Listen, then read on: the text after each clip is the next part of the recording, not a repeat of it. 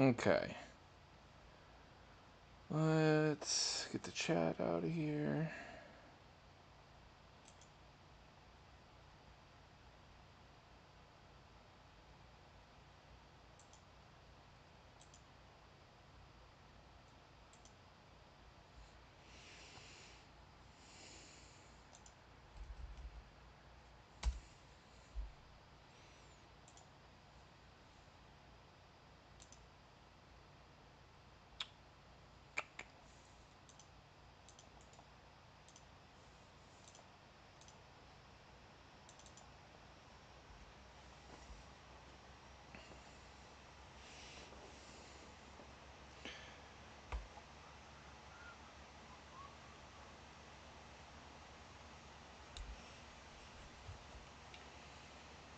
Oh, there it is.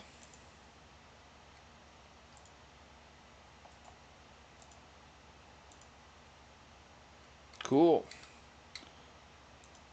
Alright. Fewest issues starting up today.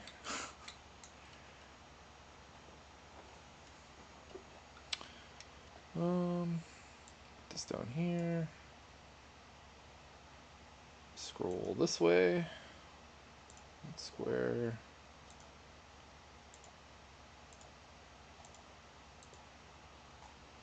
Okay.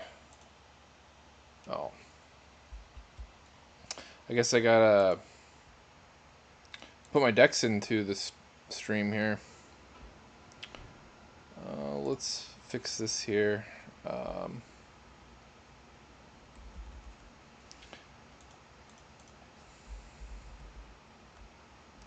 That way when people type in to look up my decks, I could find it. Or something that's unique and new.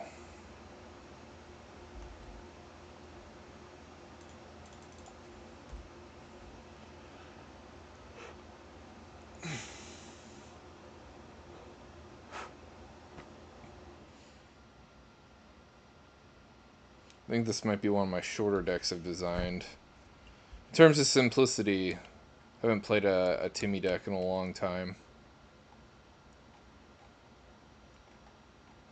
Yeah, that's probably good. Okay. I think Maha got the most votes, so we'll start off by talking about that, and then we'll play the deck.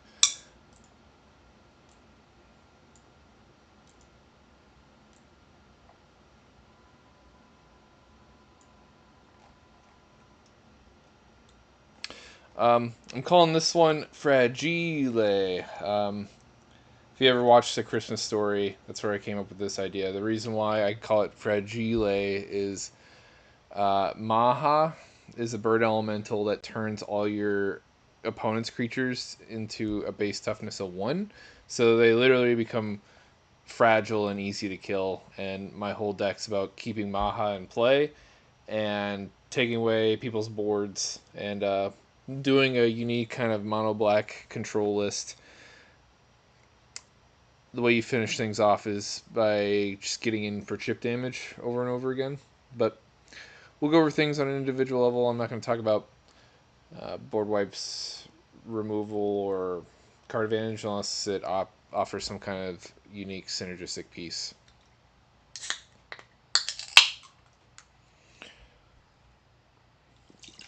Sorry. Sorry for the late start also, by the way. My wife and I, we had got a rare opportunity to go out. We don't get that very often with 2 kids that are 3 and 1 years old. And I took advantage of that. And I'm starting later tonight than I normally would. Let's see. First thing, I know that I said we talk about mana, but it is a mono black deck. If you are in mono black, I would run Bubbling Muck. It's basically a High Tide in black. For $2.68. Surprisingly in budget. I think High Tide is also.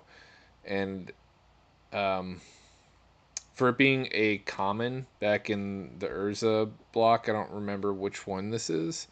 It's pretty cheap for $2.68.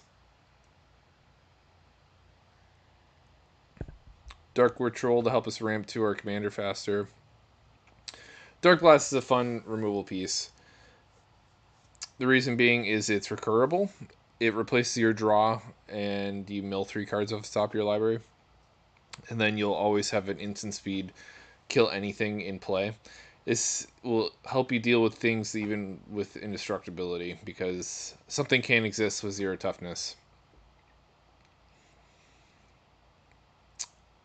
I am running a fair amount of black tutors, and that's so I could find pieces that close out the game or draws me cards, like a card advantage engine, or for me to tutor some of my best like hosers. The best hosers are my 4 mana drop enchantments, like Knight of Souls Betrayal makes everything get -1/-1, and Karavek the Spiteful. This basically makes it so your opponent's creatures can't exist. That's normally what I would get with my tutor, is just the Silver Bullet and soft lock people's creatures from ever coming down. They do enter the battlefield, and people still get ETB effects, but they'll die immediately. Let's see.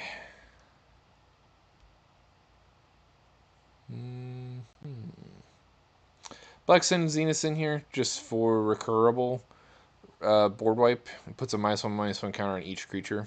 Unfortunately, it affects your own. I do have a couple that only affect your opponent, though. Dry Spell being one of them. For 2 mana, you deal 1 damage to each creature and each player. I like this more because it's not permanent, and your stuff won't get swept up in the spell for the most part. Eternal Thirst. This is to help you rubber back into the game. And because you're going to be killing off a lot of people's creatures with this, you will be giving lifelink to Maha and sizing him up really fast.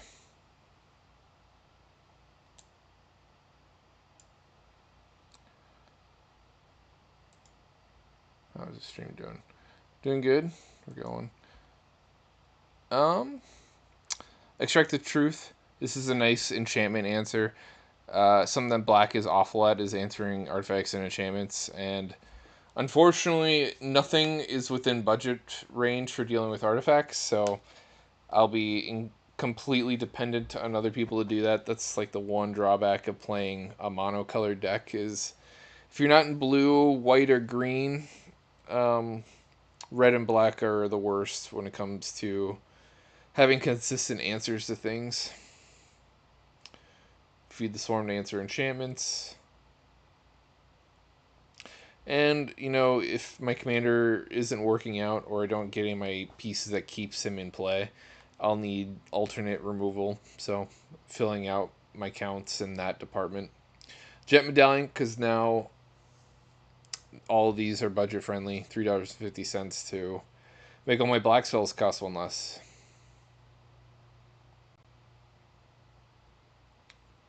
Shrivel, this is one of my other 2 mana board wipes.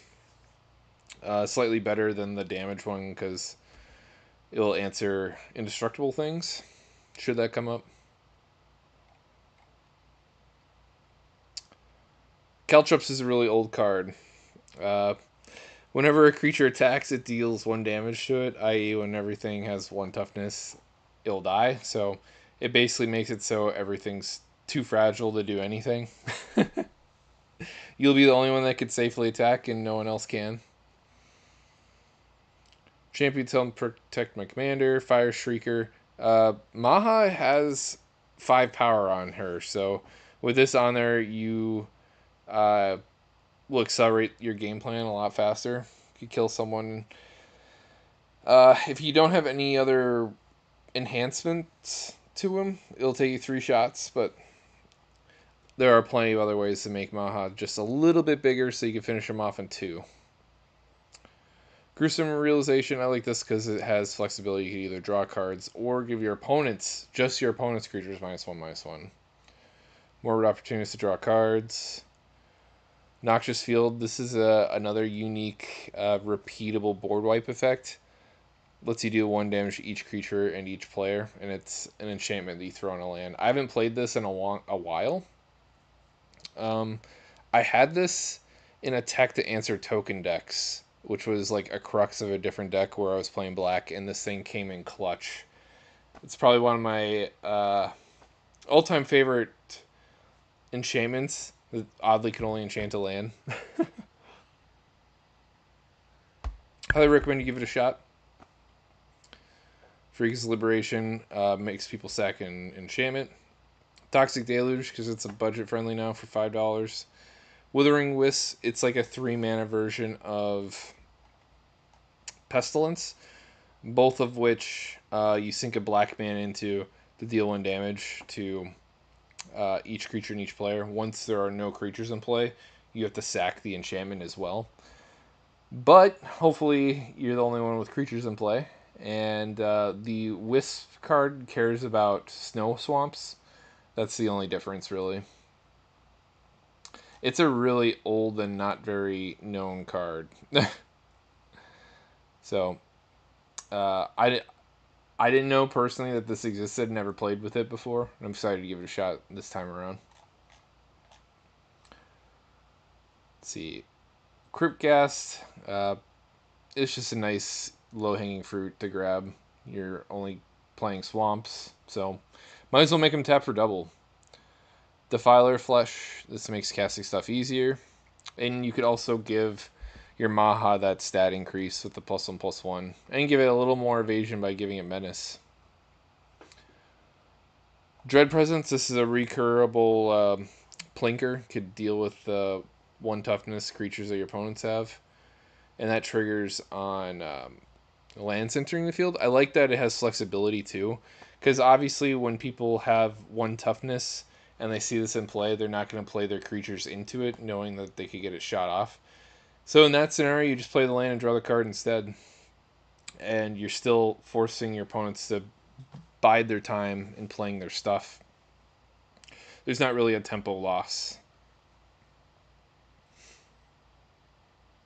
I am playing Lashwraith and Nightmare Lash. Also, functioning the same thing. Give an equipped creature +1/+1 for each swamp you control. This also will, these 2 equipment will help you speed up your game of killing people with commander damage.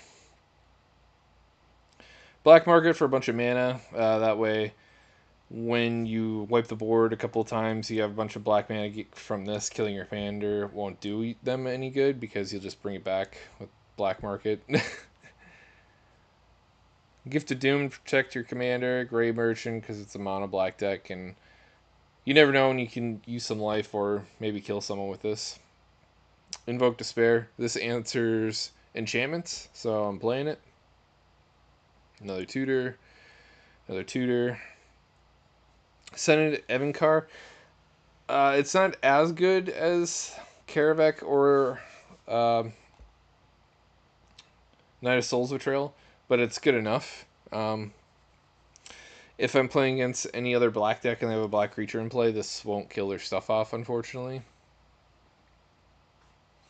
But it gives a nice stat increase to all your stuff. Harvester Souls is nice. This triggers when my opponent's creatures die.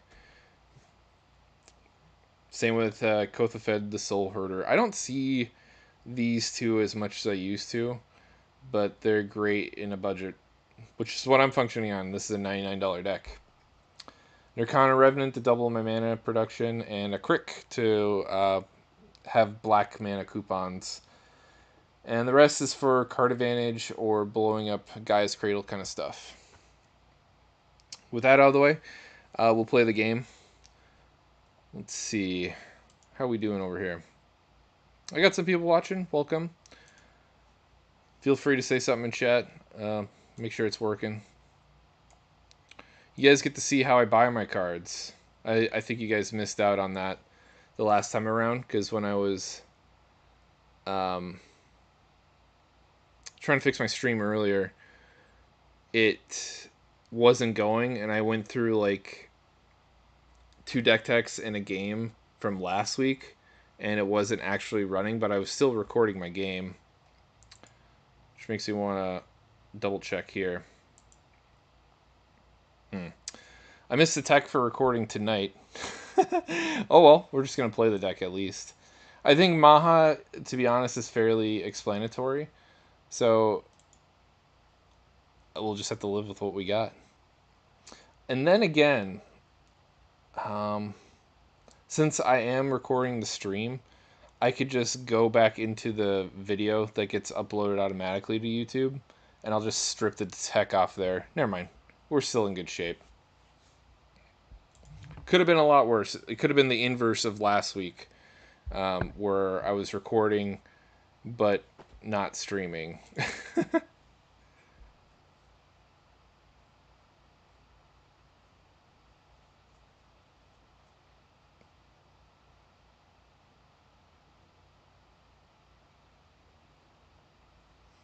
I'm curious as the folks watching right now if you play Magic the Gathering online, if you buy cards, or if you're interested, now you'll get to see how cheap they are.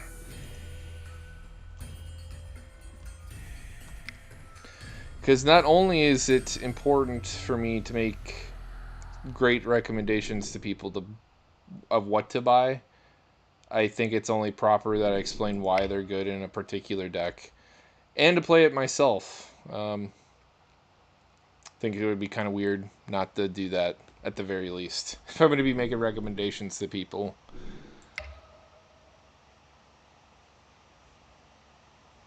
All right, so we'll have to go back in here to export.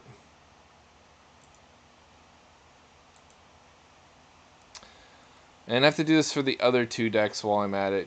That way I don't have to do this again for the rest of the night.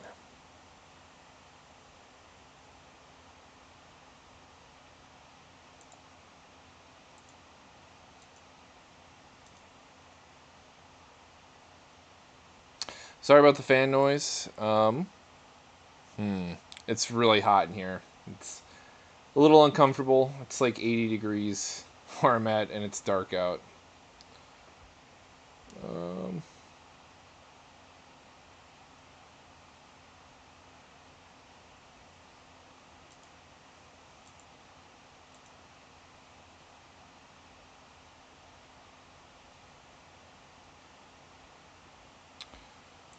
okay, add the deck.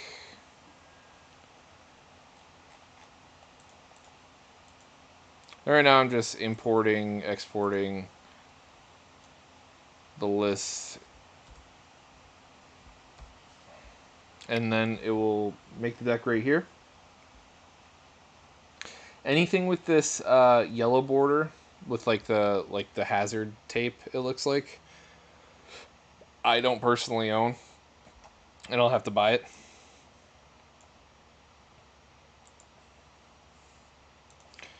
Got to go in here, make sure my list is empty. These are the cards I bought from last week. That way, when I add these to my wish list,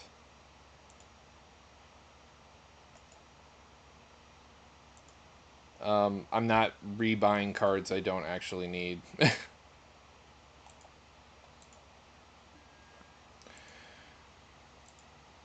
Asexual reproduction. You heard that right. I can't wait to go over that deck list with all of you. What's a good Jeskai look?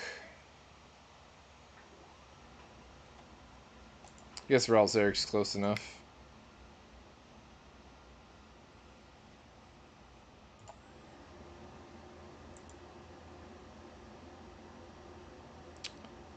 And got one more to do.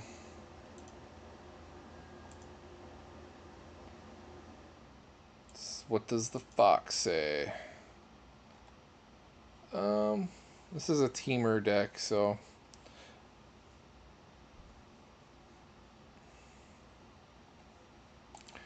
teamer's an angry color pairing. We'll make it Garuk.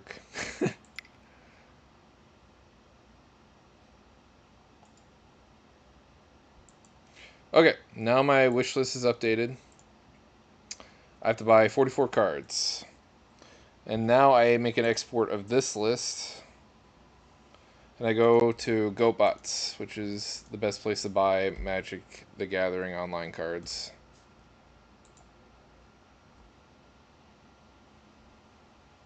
No, I actually buy and own these.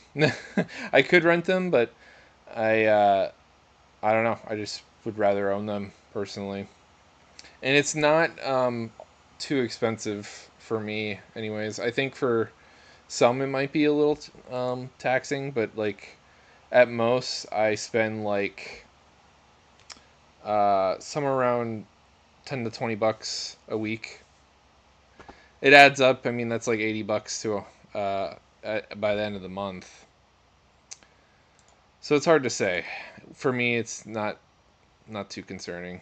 Eight oh $16. We like that. Do I have all 44 in this deck count? I'll need 15 tickets. I'm missing 2 cards.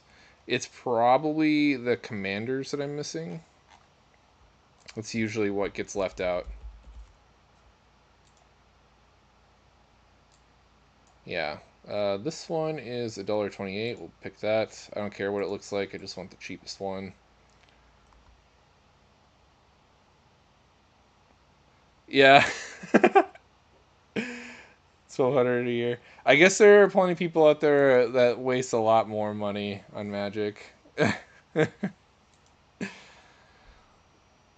um, I think overall it's even worse. I've been actually cutting back on a lot of my spending on Magic because I'm gonna be moving to I'm gonna be moving back to my home state in Minnesota next month.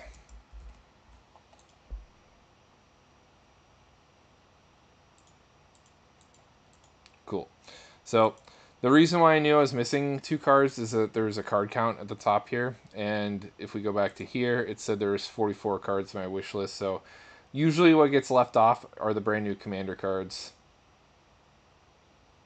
Yeah, I believe it, Soda, for sure. I guess that's worse. Not too good for the body, and it's temporary. All right, let's buy our tickets. Tickets are just a 1-to-1 ratio. Um, so it's $1 per ticket, and then I have to pay taxes, so 17. I think that's what it said. Yeah. I'll go to checkout. Yeah, the company I work for, they're nationwide. It's a nursing agency that does home health. So I literally the only thing I'll have to do is the new location will have to find clients for me, and that's not hard because everybody needs a nurse. It seems like, and I'm one of the more experienced ones. I may have been only holding my title of a nurse for a year, but I have the 8 years of military service under my belt as a medic, and I'm really comfortable around ventilators. And normally that scares the living piss out of nurses, and they won't touch those patients with like a 5-inch pole. Or 5 inches ain't that long, but you know what I mean, 5 foot pole.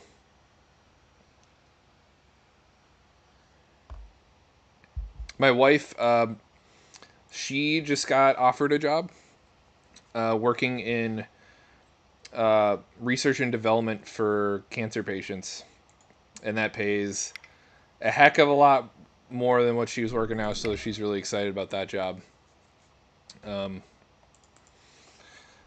and it's part time, so it kind of equates out. It means more time at home for her and more money.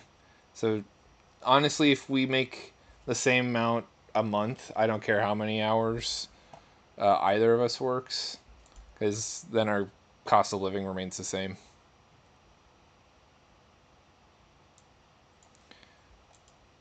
Okay. Um, so now I got to go to my trade binder, and I have to add the tickets to my binder. The reason why this I have to do that is the bot will gather all these cards between all the bots, and it'll message me directly, letting me know that the trade is ready. I'll have to offer them tickets in exchange for these 44 cards.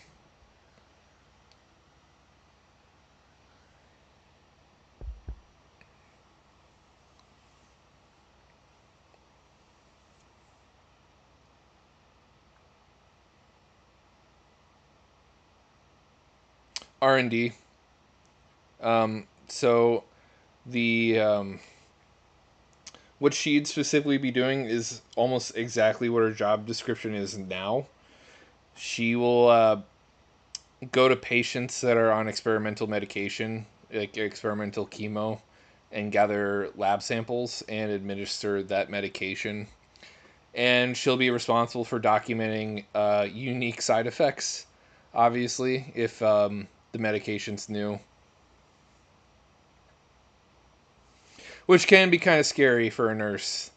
Uh, that's probably why she'll be paid a lot more, is because she'll be handling unknown materials.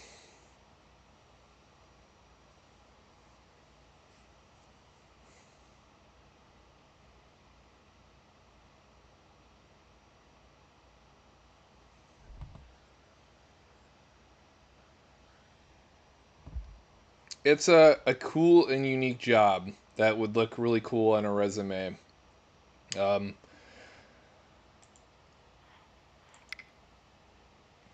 she's got more job interviews to do, and if those don't work out, then she'll just take that job. It's,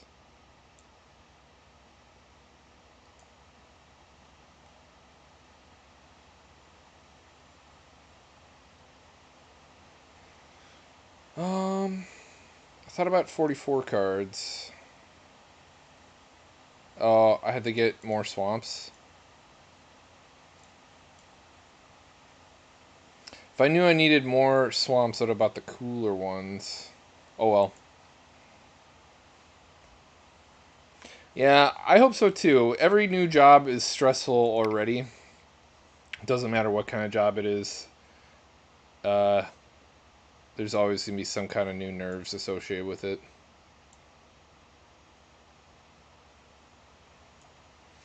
Alright, now I gotta make sure that the decks are squared away before we start. Sometimes, if you get different arts than what is already in the deck list, the list won't... It won't automatically update for some reason. Yeah, so you see how they still have the symbols on them? Update with versions of my collection, that one's good. The commander in this one isn't updating, because I know for a fact I got a different art one.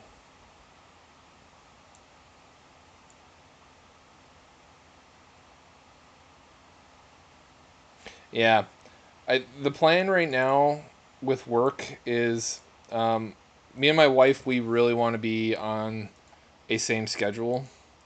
Because, like, we've been doing it in a way where I work weekends and she works weekdays, and we don't spend a whole lot of time with each other. Which is hence why I started the stream late and we did a date night. So we don't get that much opportunity as we'd like.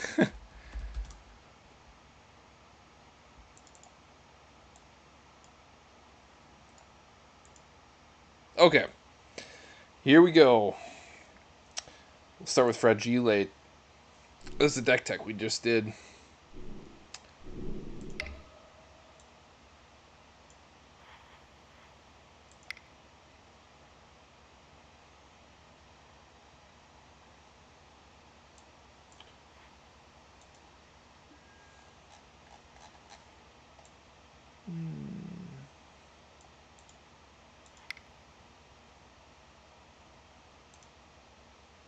Hey, what's up, man? We got a slot open here. If you want to join us.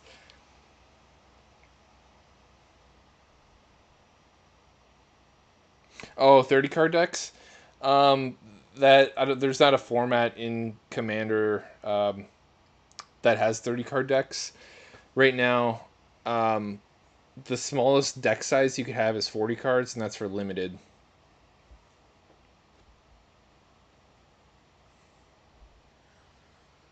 I don't know how big Yu-Gi-Oh deck size is. Is that 30 cards? Sure. I think there's some royalty-free music I could find.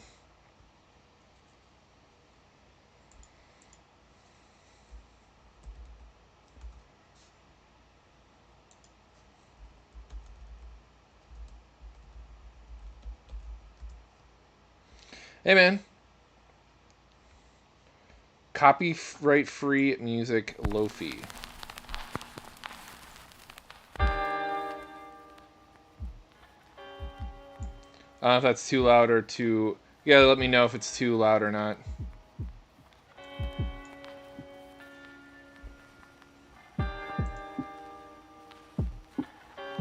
Right now, we're just waiting for the lobby to fire off.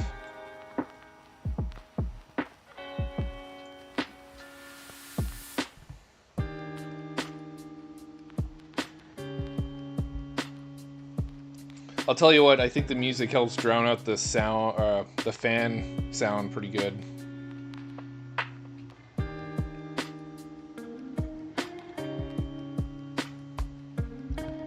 Let's check how it looks on my screen here. Well, it's looking a little loud for that. I can turn it down.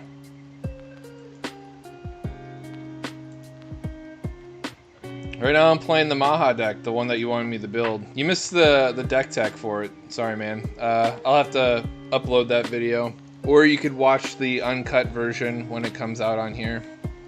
And that will be available the moment I close the stream.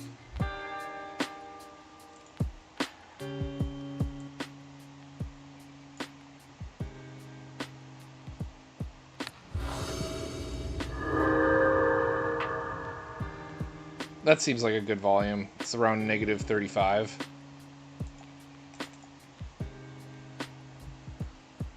Yeah?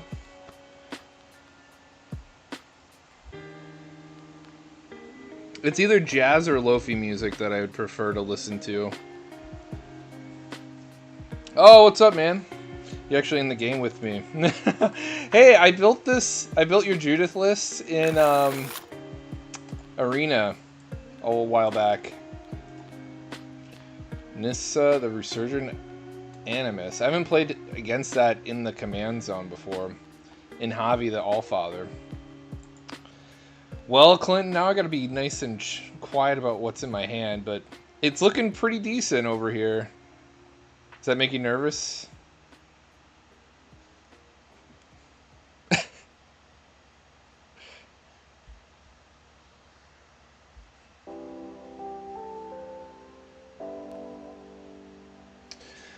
Yeah, I think that's part of the reason why.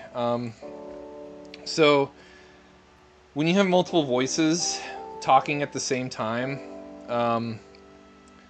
it becomes a nightmare from an editing perspective, and the videos become a lot longer.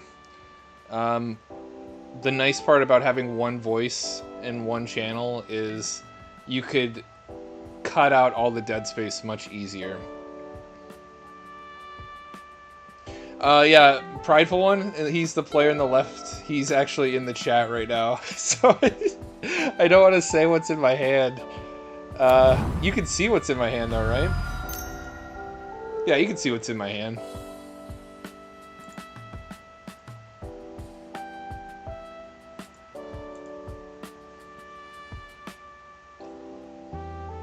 Judith is really cool though. She's like an aristocrat's commander. And she gives a mini anthem, +1/+0.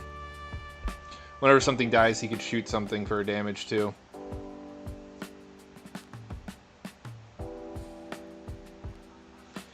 He could see my hand, but I trust him. So the player that's in the left, he is like one of my pillars of Magic. As much as he would be reluctant to hear that, it's true. He's there's two people that I have a lot of respect for that taught me a lot about this game, and he is one of them. He's one of those. You've actually met him when we went to California together.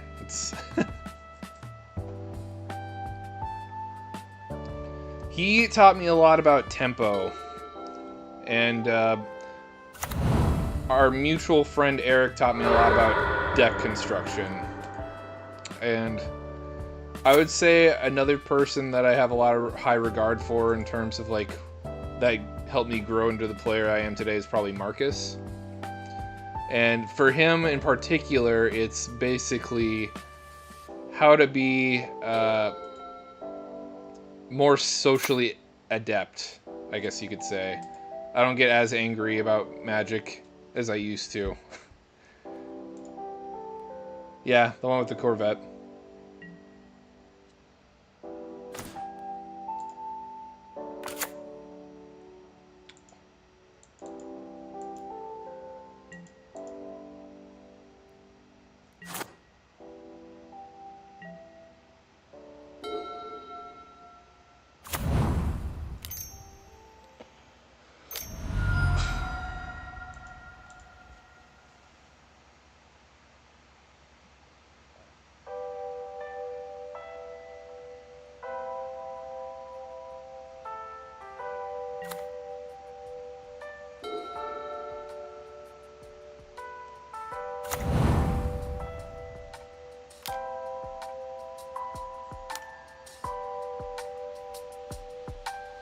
Yeah, he was definitely a mentor for me in Magic. We haven't played a game together in so long. He was actually the reason why I got into playing MTGO.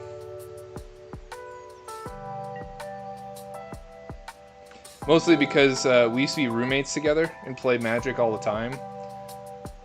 We met when he was an X-ray tech. I think you heard this story last week. But he was looking at spoilers from the original Theros set. And I was wheeling a patient down to get a CT scan, and he was just sitting behind the glass looking at that, taking photos of my patient. And that's how we met.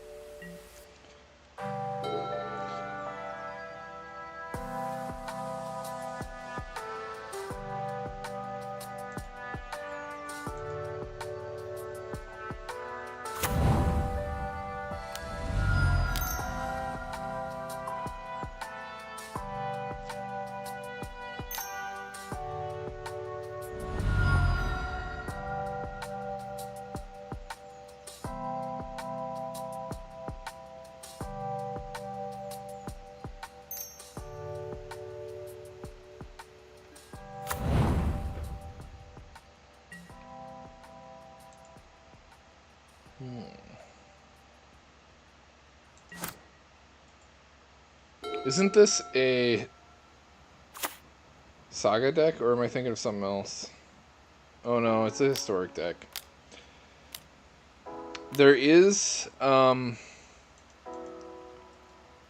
Naya color commander from the Assassin's Creed that cares about sagas. This just happens. There's like 4 of them, and this happens not to be that one. It would have been cool. Yeah, a green Horsex would be kind of cool.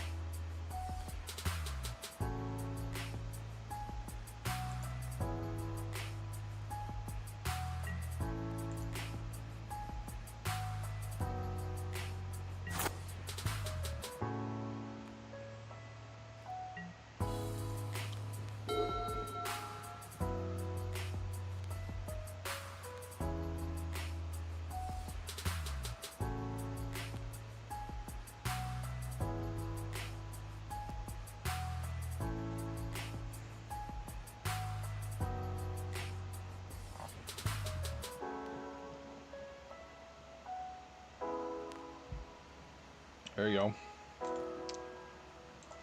Honestly, I could care less about Mana Crypt for how often I see it on here. I expect it at this point.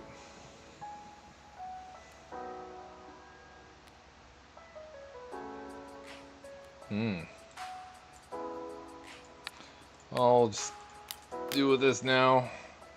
I don't like people drawing cards. Deny my buddy an Ulmog token.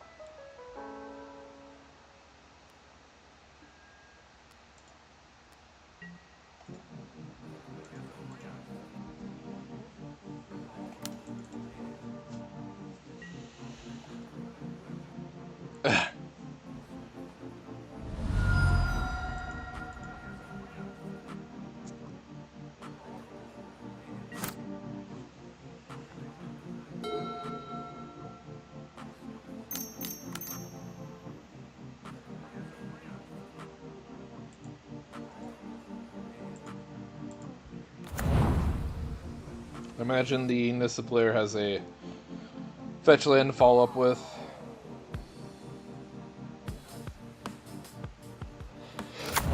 Yep.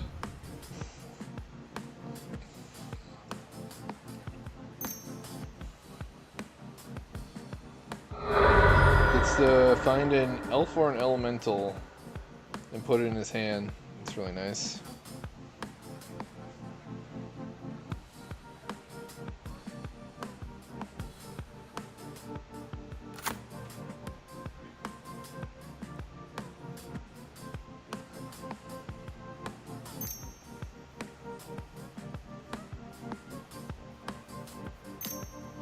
How does he have 3 mana?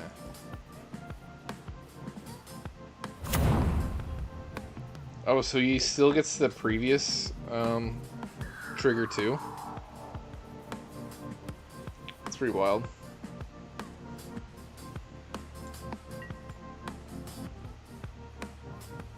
All that and he still has a grip of 7 cards in hand. Ooh.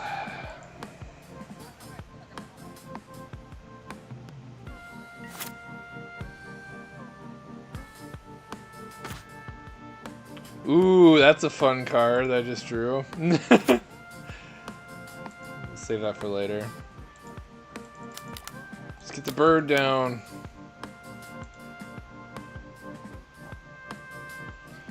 The ward ability is nice. It makes people 2-for-1 themselves. They have to discard a card if they want to blow it up.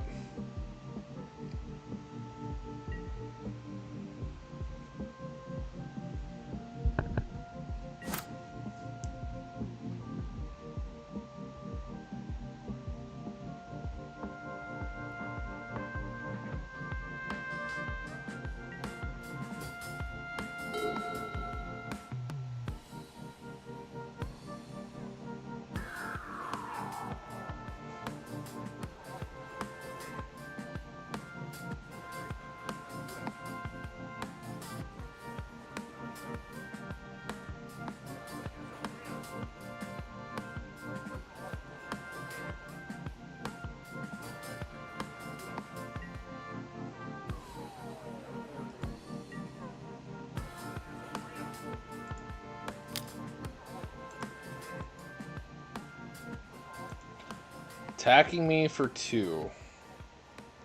Well, it feels like a board wipe.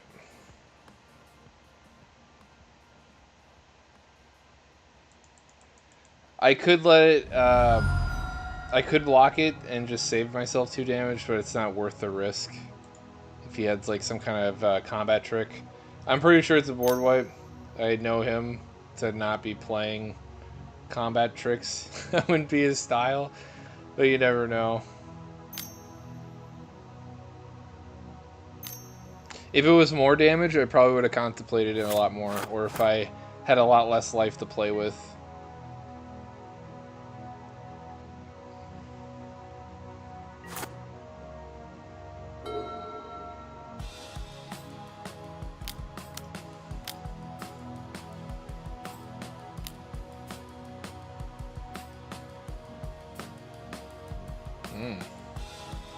I wonder if my commander bites the dust here. You'll have to discard a card.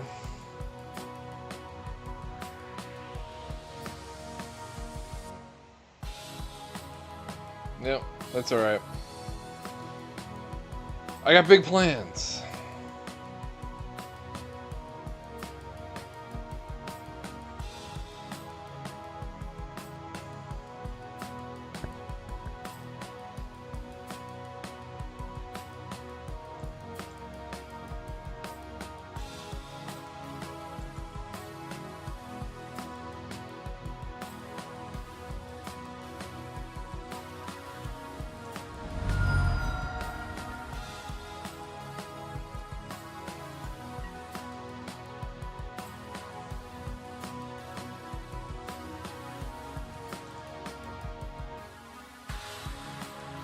Oh, that's nice.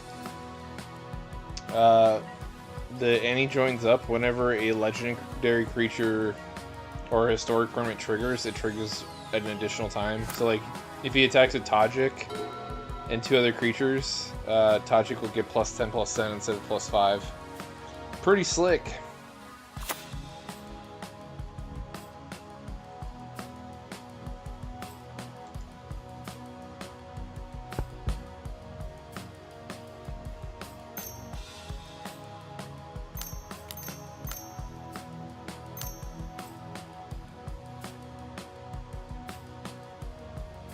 Man, I wish these weren't serialized. These double-faced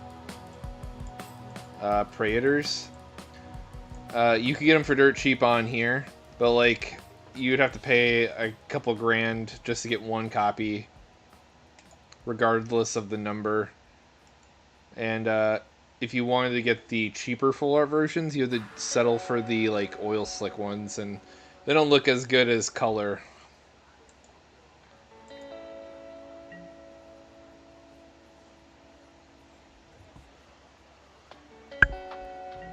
Yeah, Maha is a big girl. 6'5".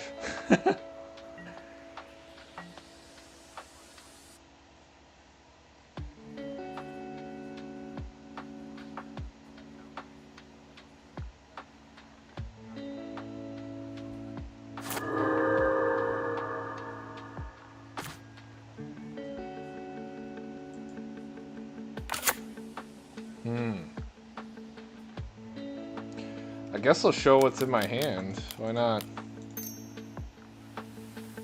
Make people a little nervous.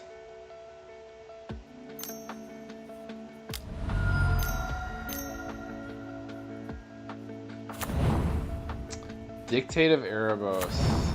Alright. That's a little hard to play around.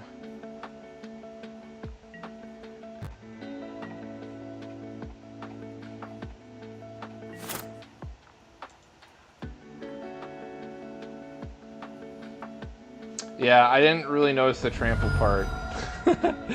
It's mostly the flying is what I cared about.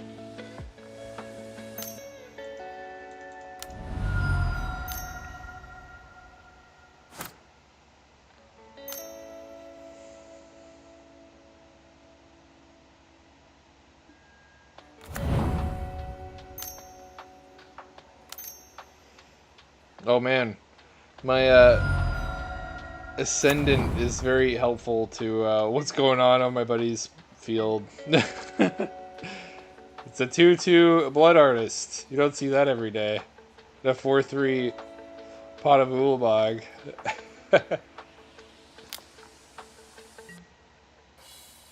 So if I block, then thing dies and the dictate goes off and I lose my thing. Yeah, we'll just let it hit me.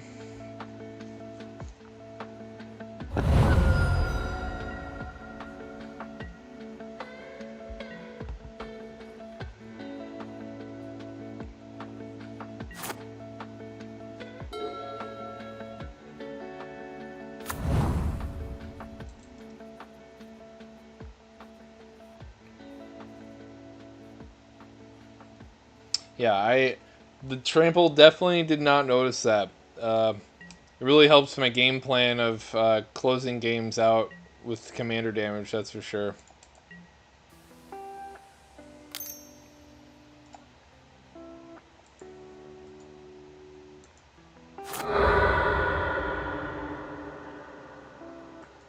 Oh, he's gonna get the land to combine them. The Titania and what have you. That's fun. I've actually not seen anyone pull this off. But in the scenario where they both die, doesn't the land go away too? Pretty sure it does.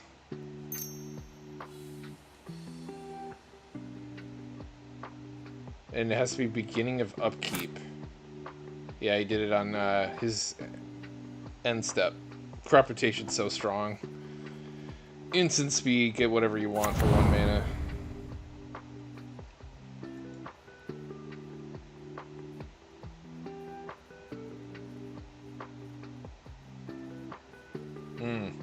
This 4 mana ability that they got, that's a little concerning.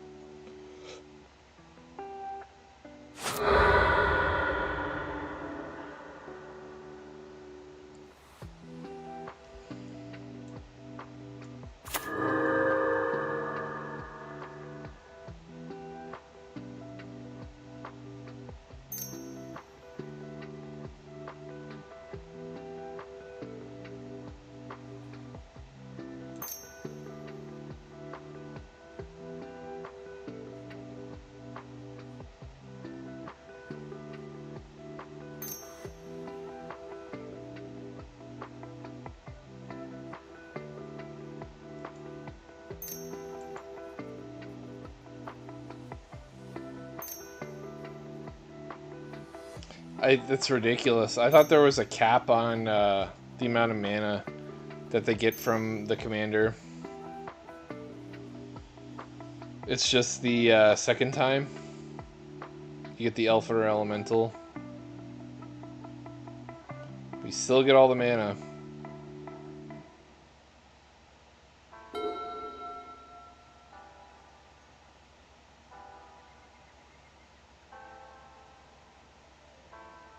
Yeah. Yeah, I'm pretty sure if you exile or destroy this, the land will go to that zone. While the commander, he will have a choice with it.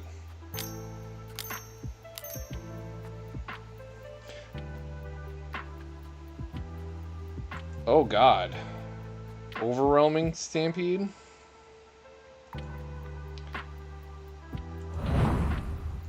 He can kill one person if he wanted to, or just hit us all for a bunch. That's pretty scary. If he dedicates it all at my buddy on the left, we'll have to sack our boards. So it's either going to be me or the player in the middle that bites it here. Oh, okay. Well, Clinton, you're going to die.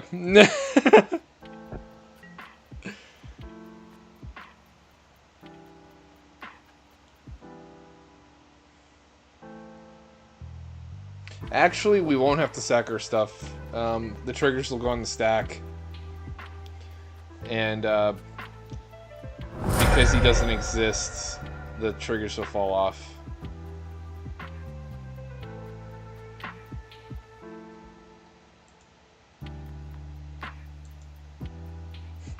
Goodbye, buddy. I'll avenge you. Wow. You didn't really do much.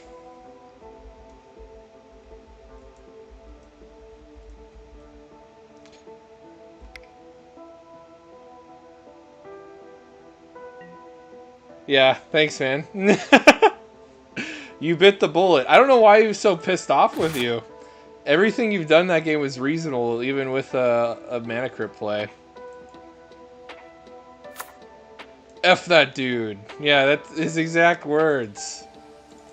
All you did was play two aristocrat pieces.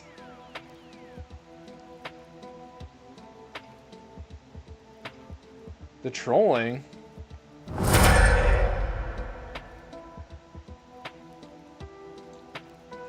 I guess this Meld Commander is really good because Argoth gets brought back to play with his commanders. Oh, she's dead too. I forgot that the commander is this and not Titania. We'll let the player with a ton of mana and a ton of cards. Seems fitting. Yeah.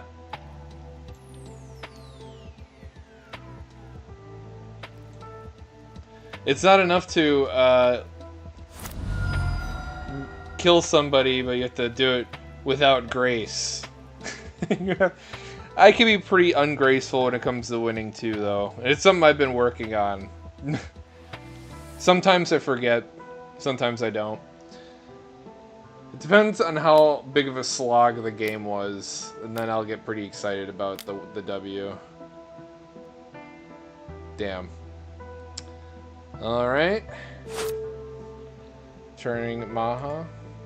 I think next turn I'll just play...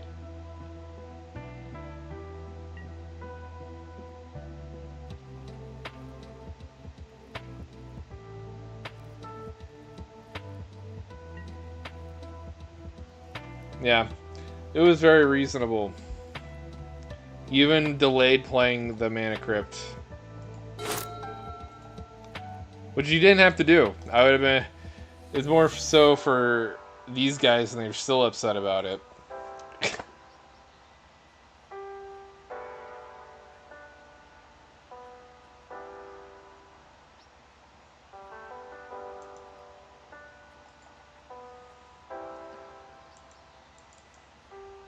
I'm definitely gonna go for Star Compass and Caltrips.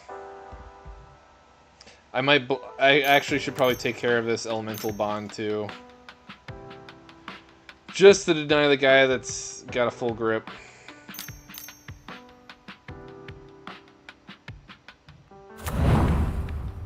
Then he cracks all these lands and tutors for... I guess not tutoring, he rips an Elemental or Elf off the top. This deck's incredibly resilient.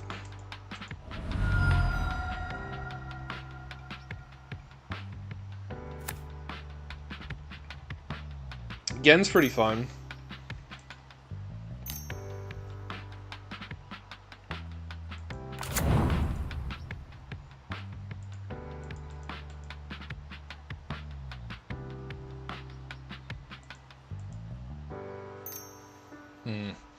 The player on the left may have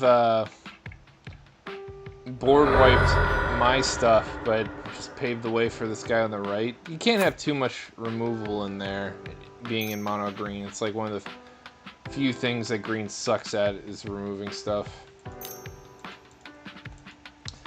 That might have delayed the game enough for him to just beat us to death now.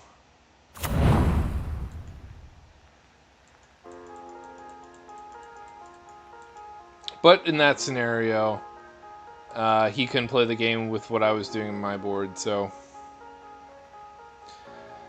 It was kind of that scenario again where the weakest player still has the power to determine the winner. That happened like 2 weeks ago, where we went into the standoff, stalemate kind of thing, and similar situation. Damned if he did, damned if he didn't.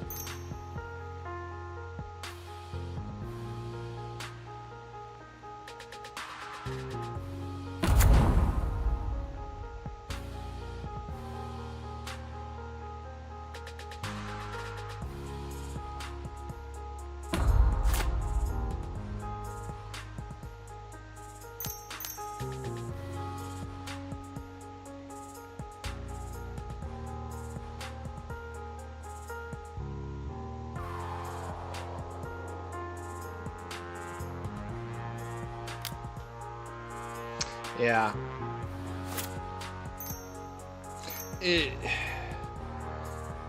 I don't know what's in the left player's hand, but he couldn't have known what was in my hand or in the player in the right's hand. I mean, having a full grip of 9 cards would have been telling enough that maybe you shouldn't do that. Out of the interest of just playing stuff from your hand, I know it's like a tough thing to resist. It's hard to say. I'm trying to put myself in his shoes and what I would have done if I had the board wipe.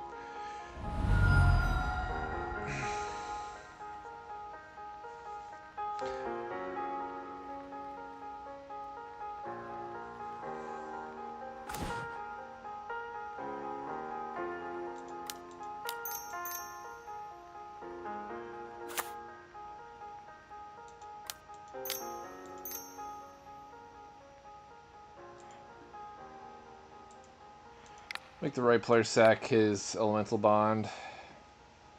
He's almost seen half his deck at this point anyways. Most of it was just lands and touring him out, but I mean, more percentage of drawing more gas, I guess, now. Play Caltrops. Really old 7th edition card.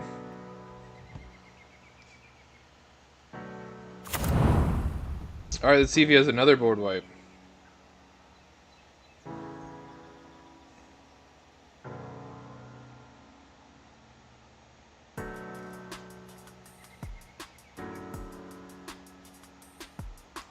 Yeah, the guy that said F that player has done way more, I guess, broken things than what my buddy did this game.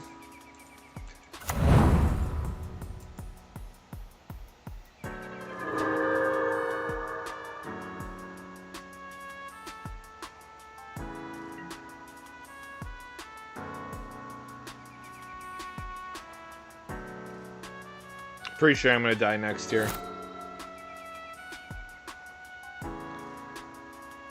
I'm 1 land away from recasting Maha and locking him out from attacking me. It's probably enough to want to get rid of me.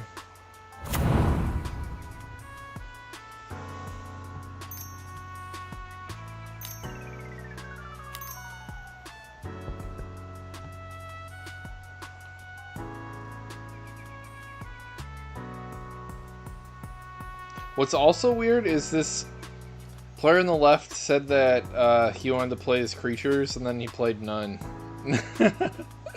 He just tapped his board down and passed the turn.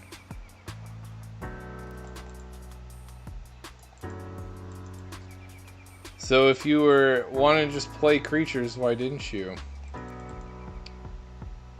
Which makes me lead to believe that he didn't have creatures in hand. He was just pulling the trigger now, just to pull the trigger. If he had a creature in hand so he could follow up with it, that also makes sense, but he didn't.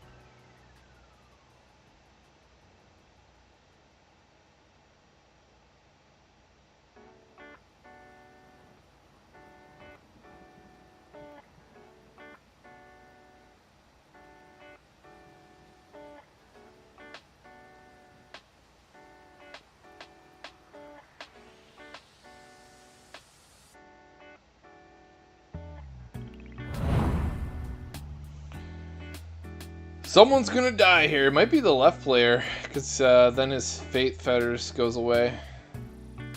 No, it's hitting me.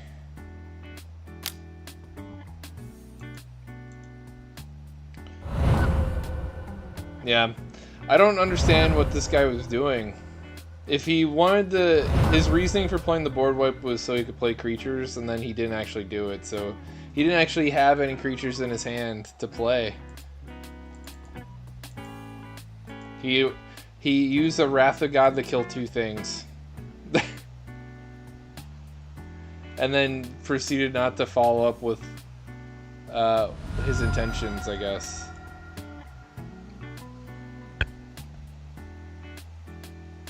Yeah, now he's saying I should have Wrath. Yeah, I bet you should have.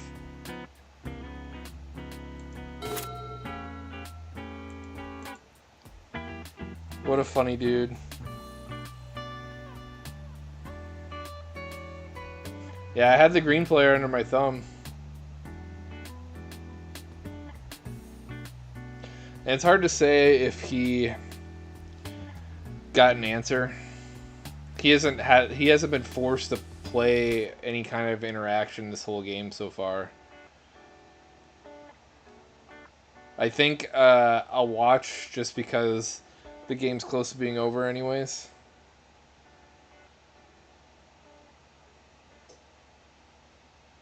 Wow, he has nothing in his hand.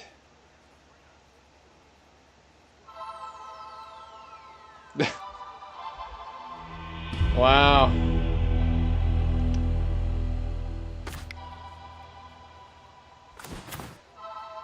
So, recommend, how do you feel about that? He did not have any interaction in his hand, so he couldn't have dealt with it.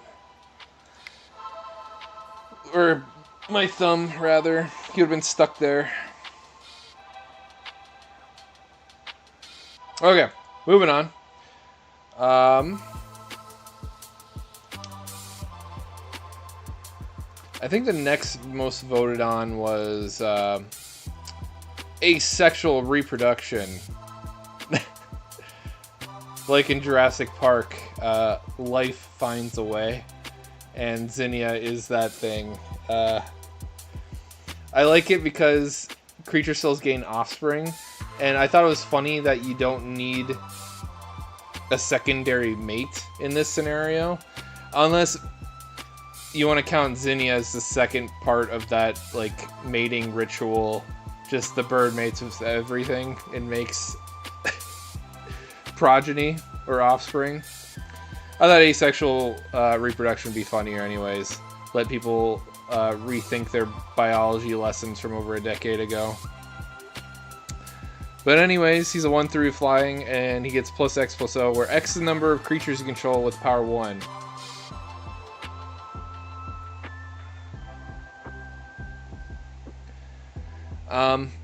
The goal of the deck is to make offspring of everything that I play, and for that to be consistent, I need to play really low to the ground creatures.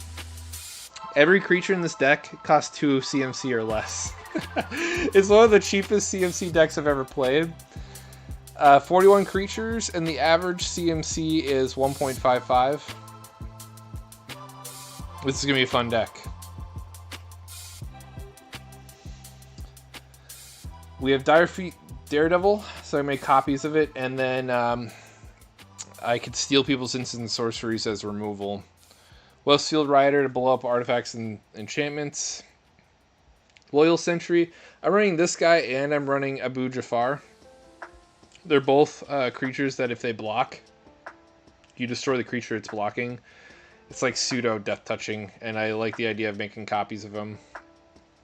The reason why I treated these creatures of having 2 additional costs to their mana costs, because I want to consistently create a copy of them. Yeah.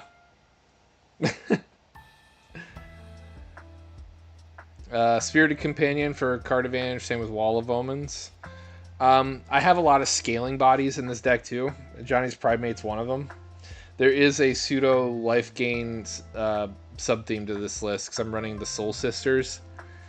And if I have copies of them, this will get big really quick and really fast.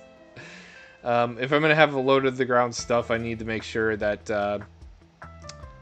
they're somewhat lethal. I can't just be sitting here spinning my wheels all game long and relying on this. Although this is a pretty reliable win condition. Just soup them up to the point where you one-shots people with the token board. Mole Drifter for card advantage. Scalding Viper is pretty fun. Whenever an opponent casts spell 3 mana or less, it deals 1 damage to that player. And I like the idea of having copies of him.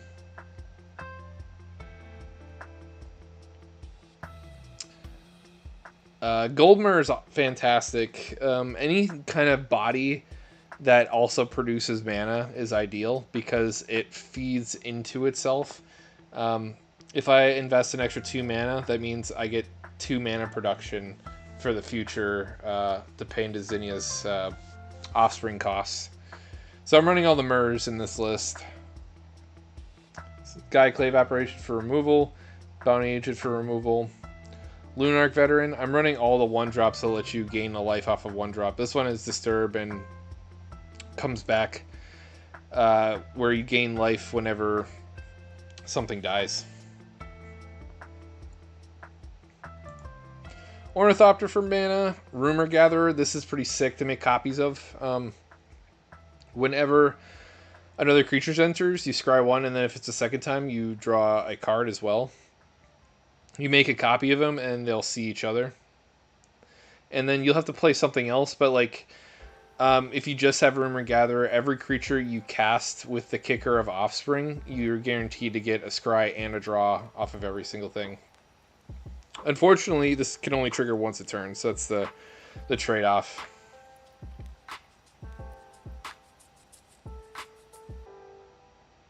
Selfless Spirit to protect my board. Creatures get indestructible till end of turn. That's also pretty sweet to make a copy of.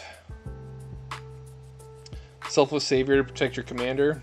You sack it to give your target creature indestructible. Party Thrasher seemed really fun in this list. Non-creature spells you control have Convoke, but the nice part about this is at the beginning of your pre-combat main phase, you get to discard a card. If you do, exile the top 2 of your library. You may play one of them this turn. So, yeah, that's true. Rumor Gatherer is awesome in this list. So is Party Thrasher. You get to go, if you have a copy of this, you go 4 cards deep. And he has a really good body. If 1/4 stuffs out a lot of aggro. His Offspring token won't do much, but the abilities are pretty spectacular. Trophy Mage. This has a very specific intention to tutor for. Yeah, small creature payoff stuff's great. I like weenie decks a lot. And you don't get to play weenies in Commander very much, but you get to do it in here. I wonder if there's a weenie tag I could throw onto here. No. Yeah, I got a couple in here. Oh, sorry. Trophy Mage. I have one intention of tutoring something with this, and that is Semblance Sample. Because then it makes my Offspring cost 0, and I don't have to invest anything. It works with Kicker, so it also works with Offspring as well. I just have to exile a creature with this, and then I'm off to the races, and my mana problem goes out the window. Yeah, Torpor Orb is great. It got reprinted in, like, Commander Legends 2?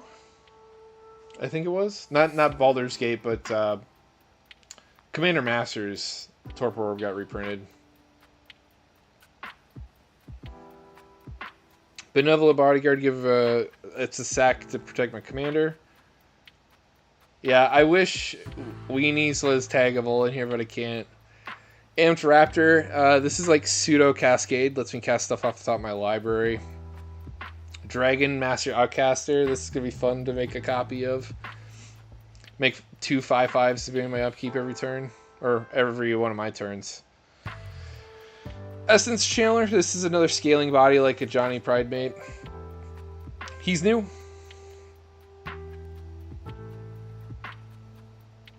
Speaker of the Heavens, this lets you make 4/4 angels, and I can make 2 of them every turn. Kami the False Hope. This lets me prevent all combat damage. Regal Bunicorn is another win condition.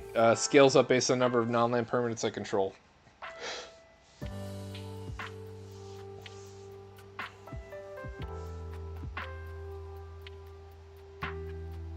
Big score. I don't remember what big score does.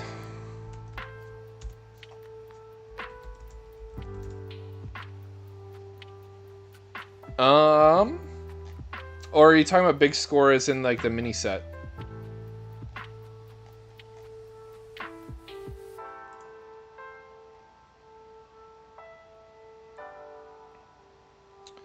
Soul's Attendant for that insane amount of life gain.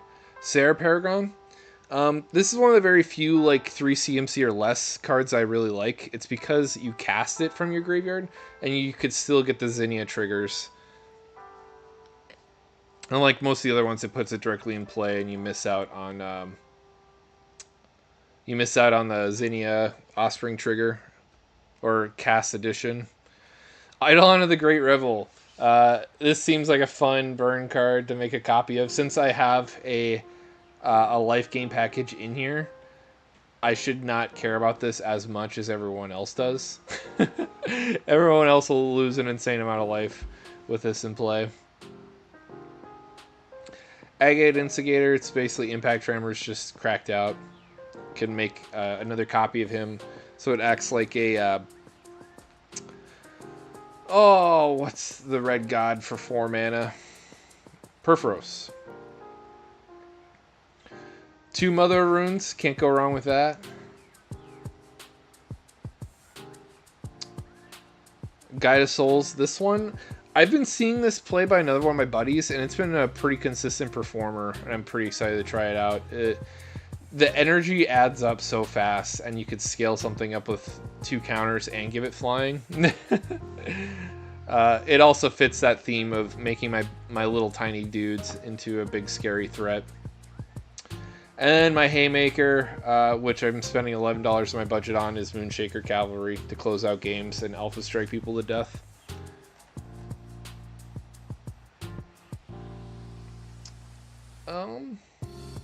I thought I cut this instead of something else. Let me view history.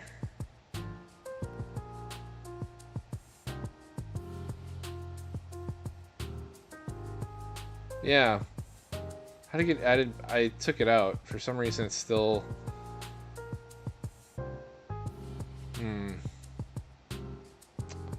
What's another good one-sided board wipe?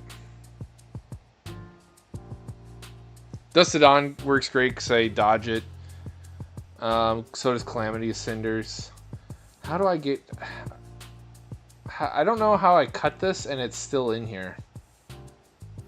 Let's check my magic list to make sure it's not in there. I cut it because I didn't want to be blowing up my own stuff.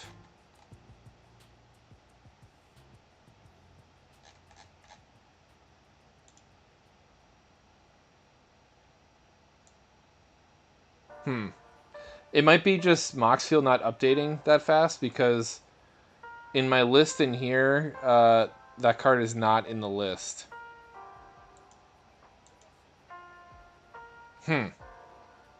That's kind of strange. I'm trying to remember what I cut Hour of Reckoning for. I guess I could look it up over here. Ooh, Sell the Wreckage is pretty good. What did I cut for that? Oh, I put Dewdrop Cure in here. That seems really good in here, since all my creatures cost 2 or less.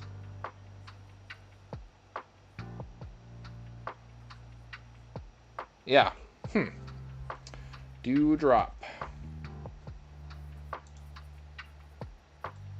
There we go. It's not letting me remove it.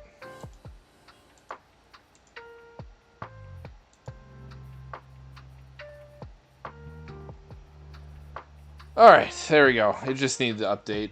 It's taking a long time. Dewdrop Cure. You can return 2 target creatures with mana value 2 or less from your graveyard to the battlefield. If you give a gift of a card, you get to return 3 instead. Museum Orders of Calamity Cinders. Calamity Cinders is new. You convoke by tapping all your creatures down, and you deal 6 damage to each thing that's untapped. I.e., you tap all your stuff down so you don't blow up your own thing. These are just A-lister removal spells at instant speed. I'm running Dawn's Truce and Boros Charm to protect my board. Still really surprised that Dawn's Truce is still $3. Ooh, Kataki. He's fun. Unfortunately, Kataki is legendary, so if you make a copy of him, you'll have to choose one of them, unfortunately.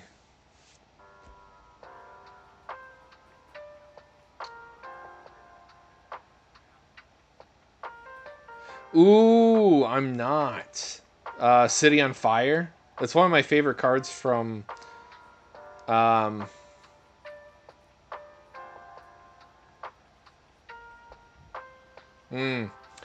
You know what? How about we put that in here then? We'll cut Dewdrop instead. And we'll put City on Fire. It's a cheap card. Bam. I got a lot of Impact Tremor effects in here, so maybe that'll be good. And my 1/1s, I want to make them threatening. Let's see. We'll cut the Dewdrop over here. Definitely have City on Fire in my collection. Bam.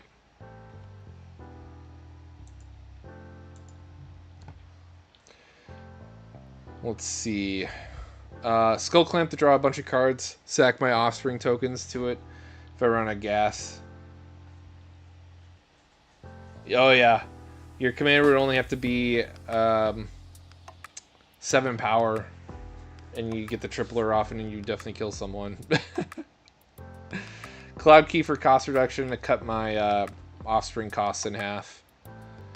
Court of Ardenvale. I like this as a recurable permanent returner, because even if you don't have the Monarchy and it gets put back in your hand, that means an opportunity to go for the Offspring again. We talked about City on Fire. It's Convoke. You can tap creatures to pay its cost and deal 3 damage with anything that connects. And these are my mana fixing. So, we're going to get started with the deck. No, I'm not running Assemble Legion.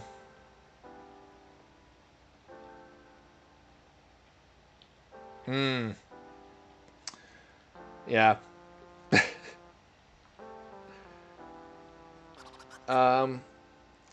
There's a couple of cards that ignore the legendary rule.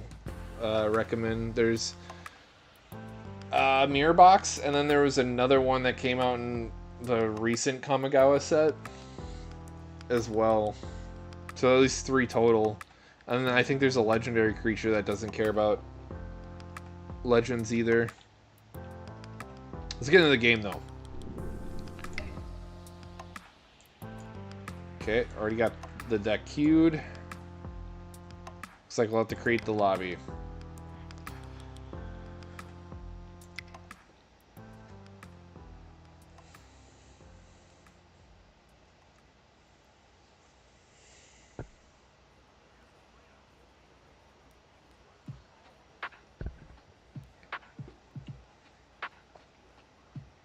I like this player in the left's name, Taste Test.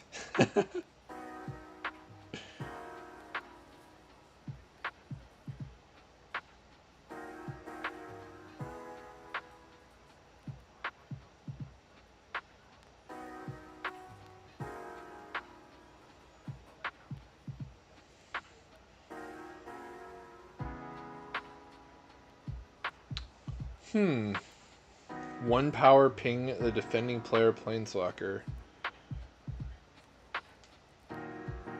No.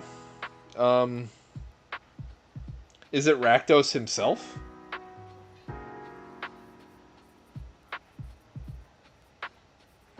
Oh yeah, I'm not running Lords. I'm just gonna rely on my small dudes that scale up. That and Zinnia cares about things having 1 power, so he himself will get the buff. That'd be kind of counterproductive with my own commander if I was running any Anthem effects.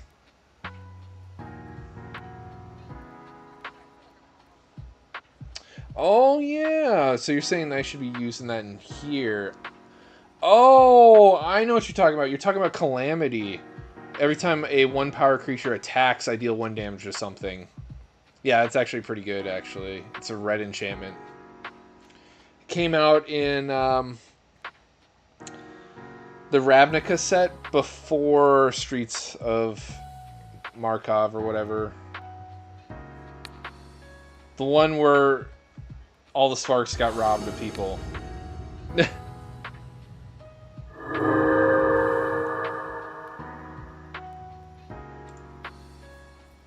Yeah.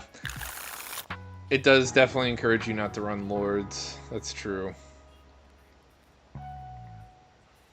This hand ain't bad.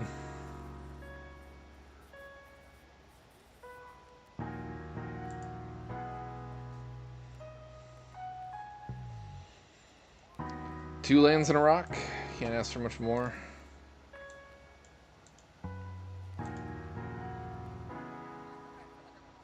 Did the player on the right quit already? I guess he quit already. His commander's not even here. Yeah, I remember the last word. Cavalcade is nice. Maybe you should throw that in here.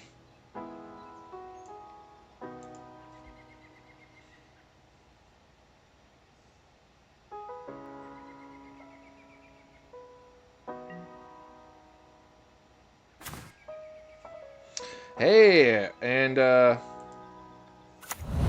ask and you shall receive. I've actually never played with Taste Test before. He has such a unique name that it would be hard to forget. Never heard that name before. Yeah, it does feel fair in terms of not having green. You really have to work on the mana production side of things if you really want to make copies of stuff, because like adding that 2 is a really mana taxing thing. And I purposely built my deck really low to the ground so I could cast multiple things and tack on the tax.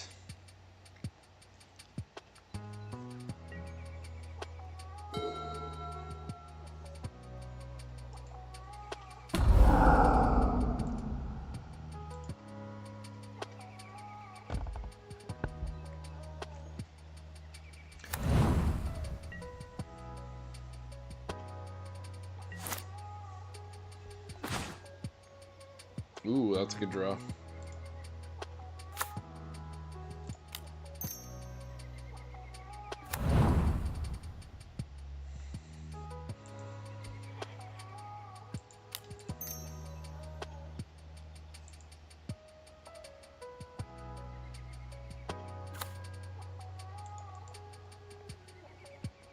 Not the benevolent bodyguard.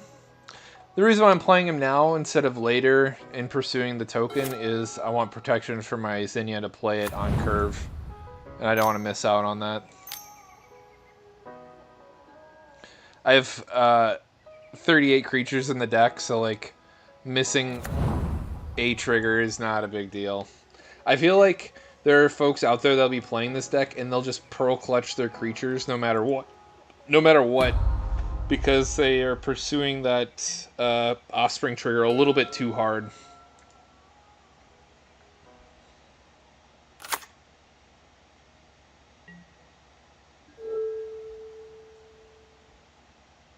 Yeah. The mana creatures are so... The upside is too good to ignore. Paying the future costs of your spells is really good. I'm not playing them all. I'm only playing the Murs and the Ornithopter.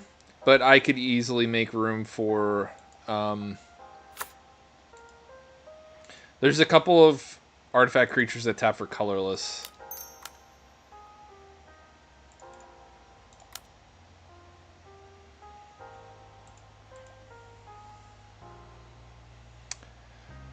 Um, I don't really need this at the moment.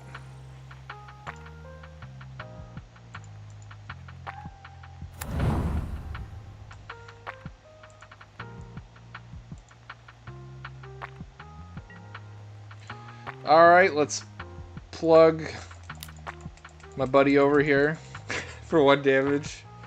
He's open and I smell blood in the water.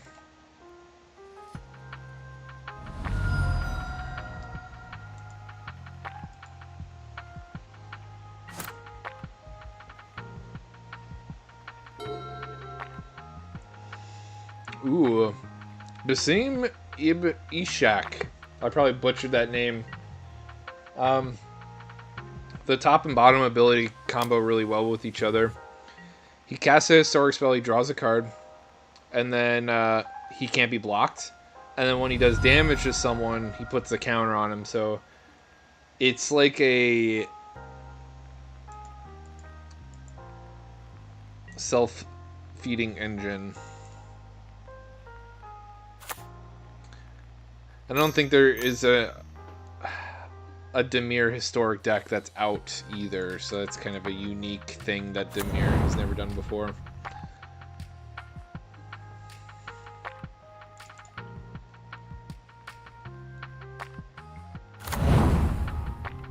Oh yeah, have you seen? Are you talking about the new art for Marionette Apprentice or the ones from the Assassin's Creed sets?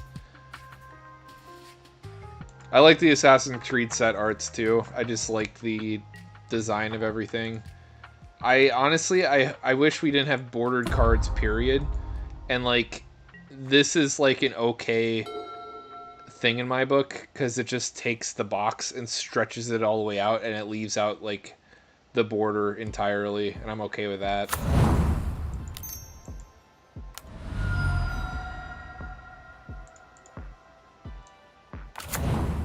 You're playing Elsha the Infinite, huh?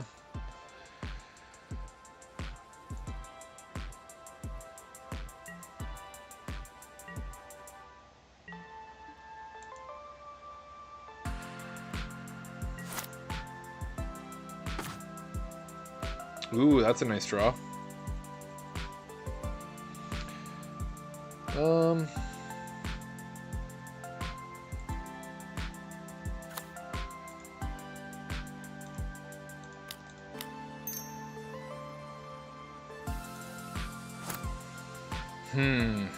I guess I'm not in a rush to play this yet. I think I'll play the other guy instead.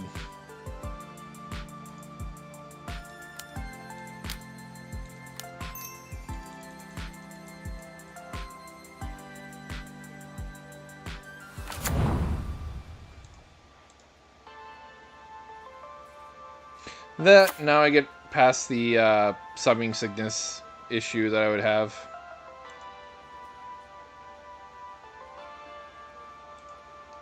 Take the left player.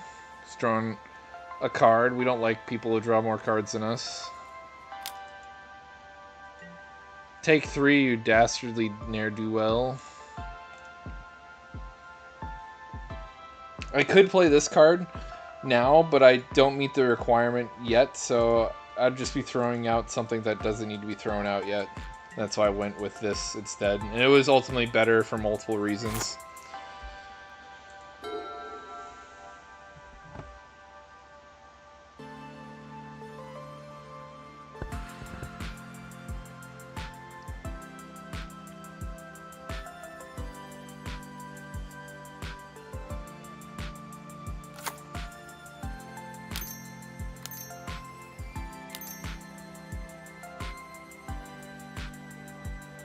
Yeah, we don't.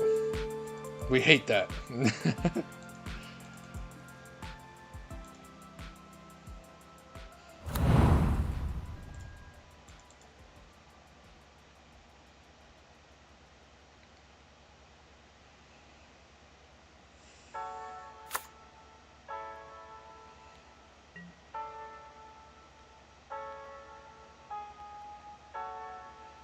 Enjoy while you still can. My bounty hunter's coming for you, baby.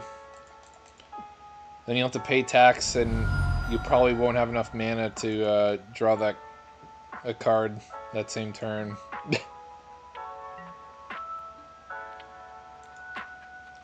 My bounty hunter's gonna get you.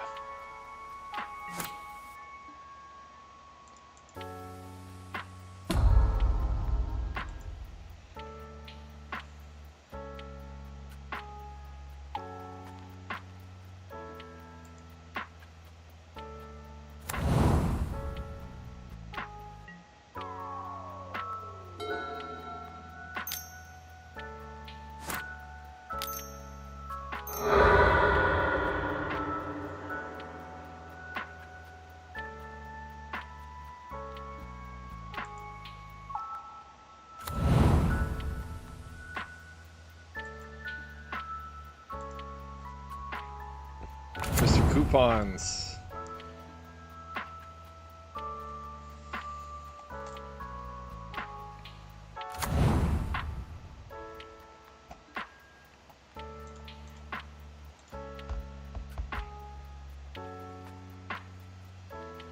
Oh, you have enough mana for Elsha?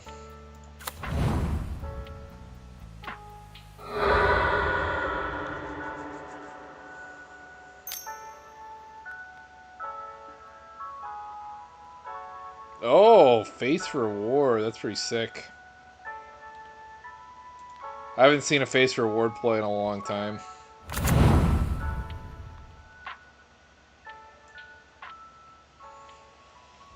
Actually, the last person that I've seen play it was me, and then before that it was you.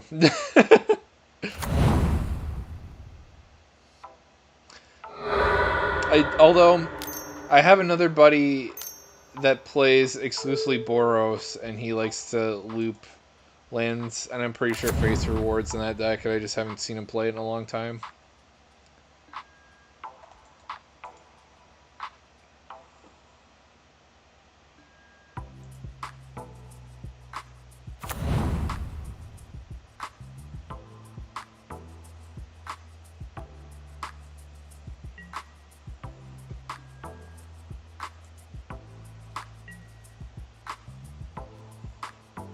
Wow, played a lot of things over there.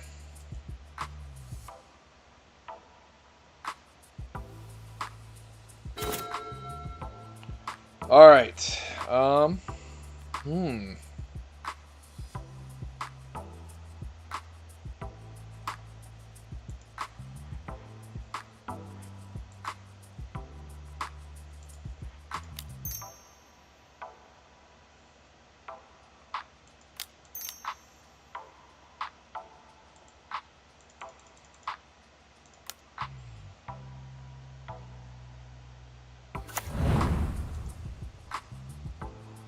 We want some land.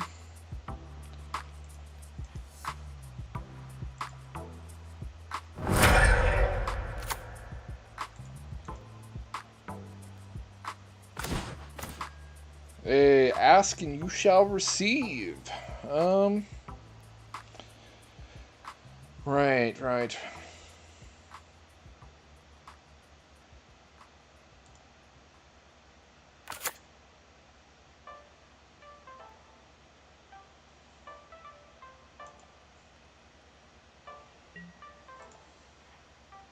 For your crimes against humanity, we'll go that way.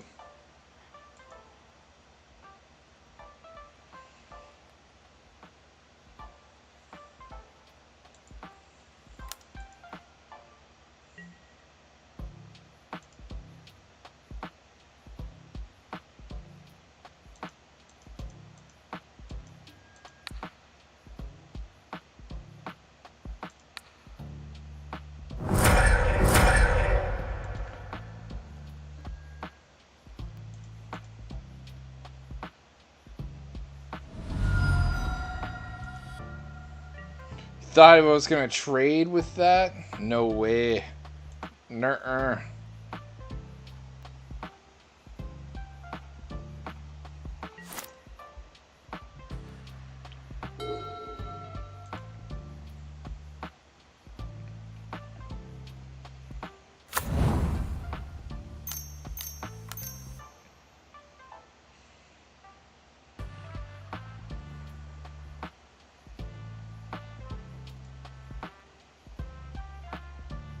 Kind of weird.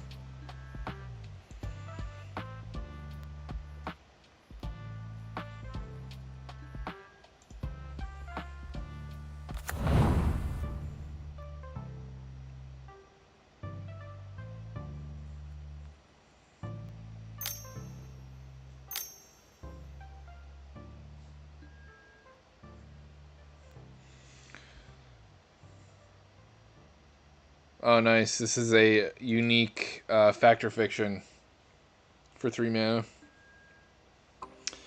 The trick with these kinds of cards is you split the 2 best cards and you go down the line. I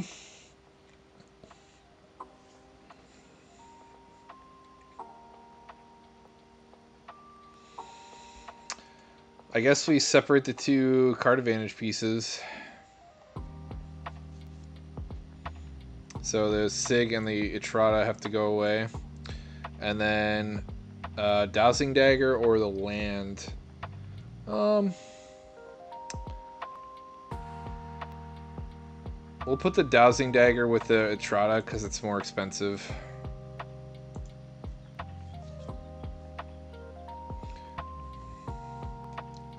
Make his hand a little clunky.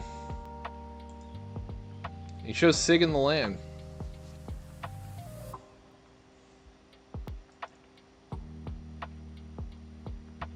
Oh no, it's weird. It said it was a temporary pile. He chose the other 2. Chose the clunkier half.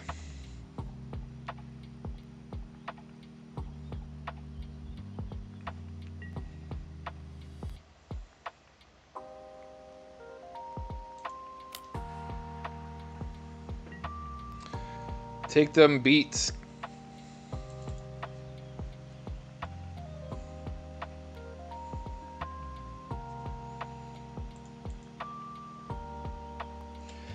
I'm in a nice little position here because I don't have to use my bounty agent anytime soon. I'm okay with this man drawing 1 card. Unfortunately, my buddy over here on the right, he has access to the top of his library from his command zone. He will catch up to him in cards really soon if he gets to keep his commander in play. So, unfortunately, I'm going to keep him under my thumb and make him do other things. Or he'll have to force me to use this.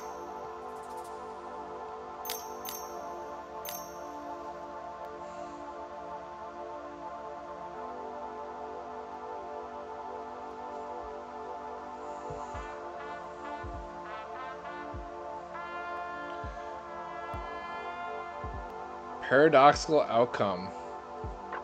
Shit. It's 5 cards. Yeah, I can't stop that. Oh.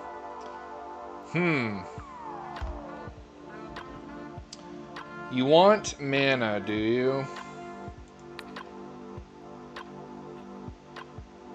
I guess I take away the thing that nets you mana here. Or the coupon. Coupon's probably better. It goes a lot further.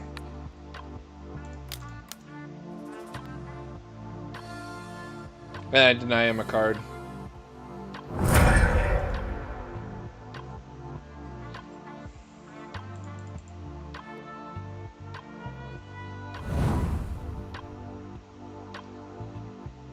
And coupons go really far in Eggs decks. His goal is to get his commander in play and make things cost 0, and he just plays a lot of cards.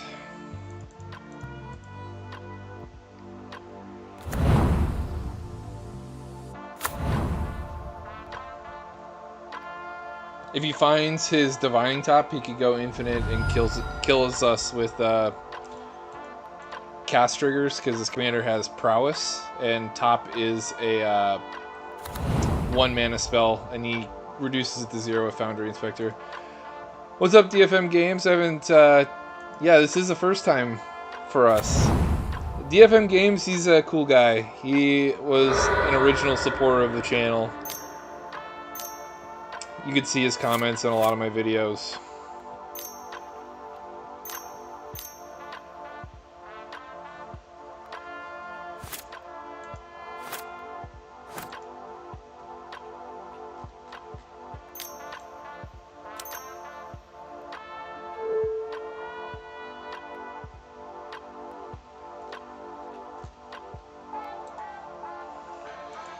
Mystic Forge maybe doesn't even need his commander now. Is this legendary? Nope. Okay.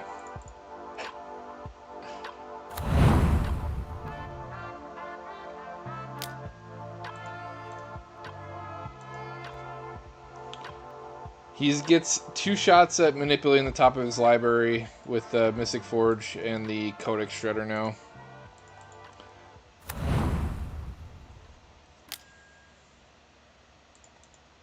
Just needs top and he wins the game here. I don't know if he runs top because my buddy, he doesn't like 2-card combos.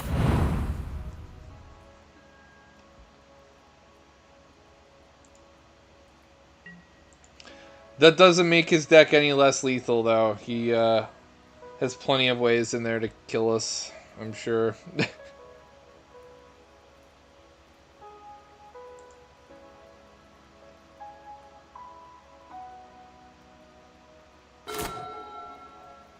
Ooh, that's a good draw.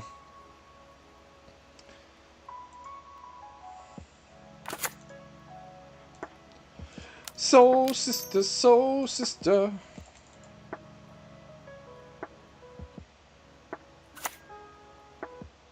Oh, yeah. He's been playing this list for a long time. He's been playing this commander since we were roommates in the military together.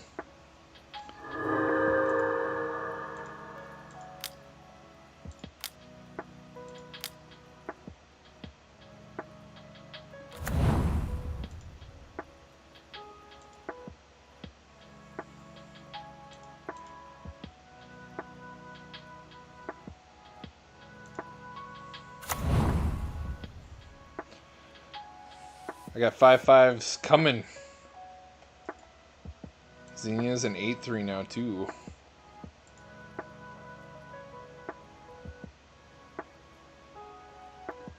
We're gonna dick punch my friend over there. The guy that's pretty close to beating us here.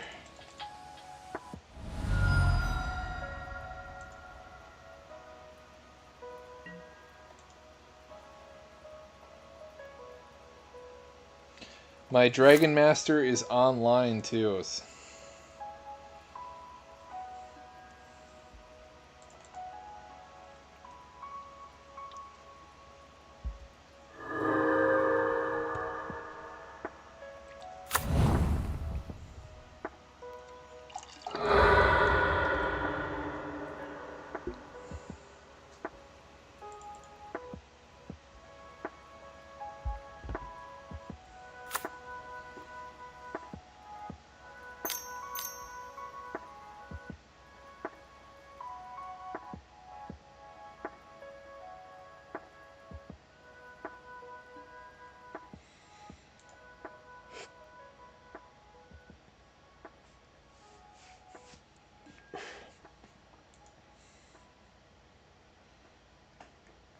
Unfortunately, I can't just yield because I have this Benevolent Bodyguard in play. And I want to interact with people if they have removal. I also have a Bounty Agent in play, so I could blow something up in response.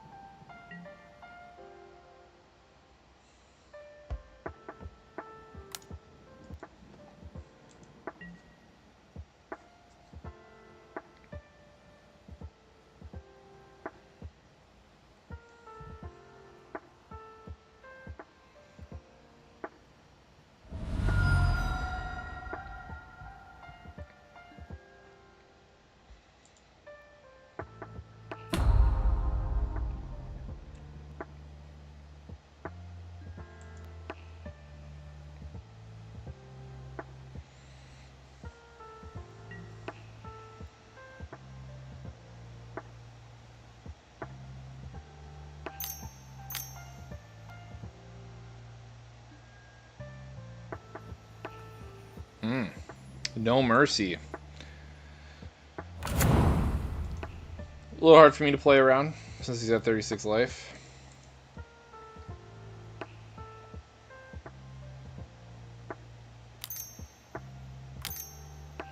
Yeah, there are a lot less politics online because the only way we can communicate with each other is normally through chat.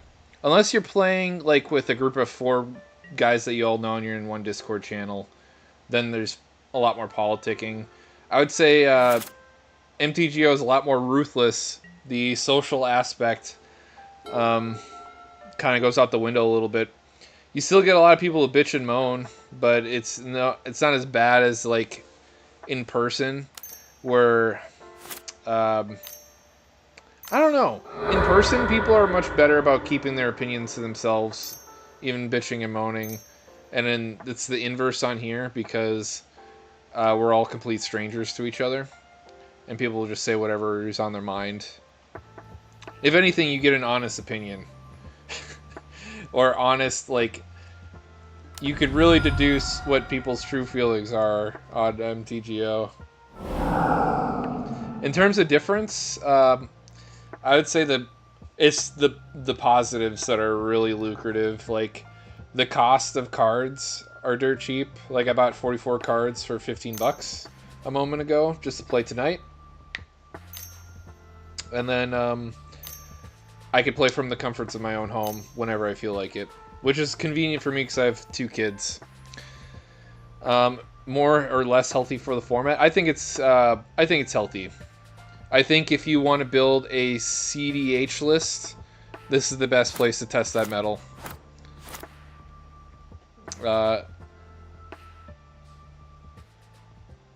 Yeah, the bitching and moaning at your house, that's a good taste, though.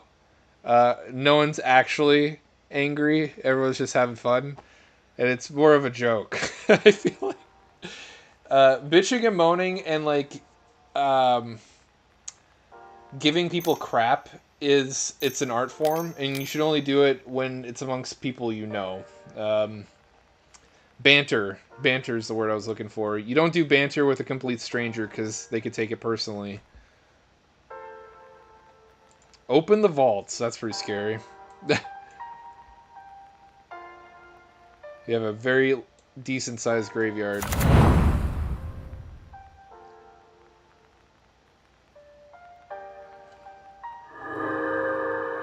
Maybe you needed that extra coupon so you can, and these rocks so you get your KCI down.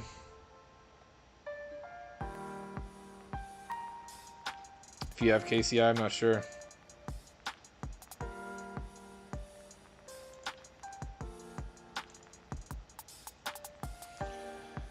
Ooh, I just closed my chat.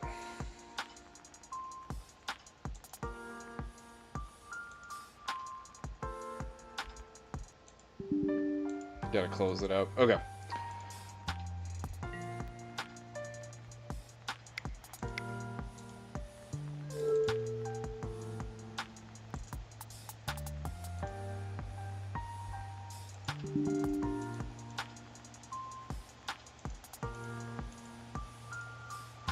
Oh god, we don't want it that big. Okay. Sorry about that. I had minimized my chat and couldn't find it. Yeah.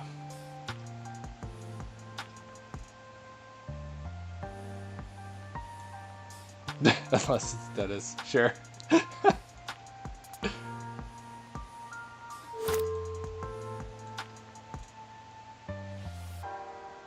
Oh, yes. Turn on my dragons, baby. Give them to me. I don't know the last time I've got a Dragon Mancer Outcast trigger. It's been a coon's age. Oh, God. I said... I have a funny story. Clint's already heard it, but I'd love to share that story. It came up with the phrase coon's age. Make my play, and we'll go from there.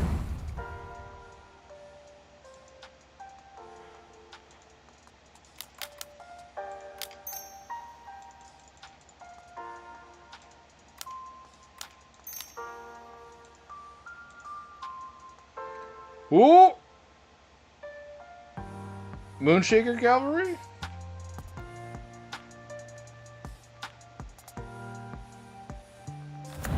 Oh, I got there.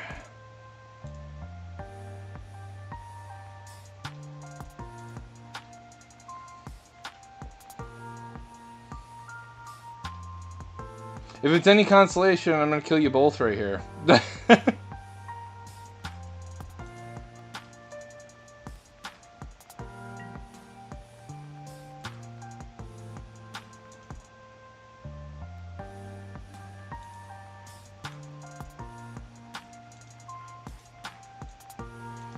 Spread the love. I don't know how many removal spells people have. I'll dedicate 3 to each of you, just to make sure you're good and dead.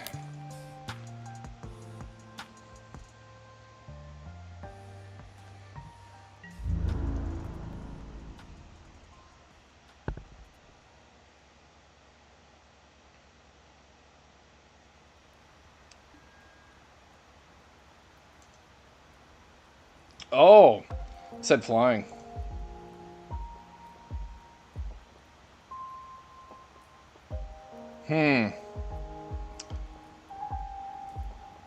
Well, that was a blunder. I could have attacked with my Soul Warrior and finished him off.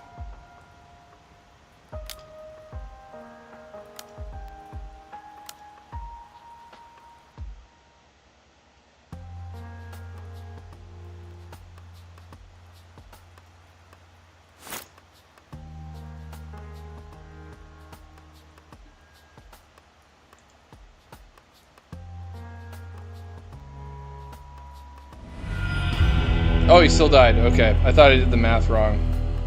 Oh, God. Sweating here. Okay.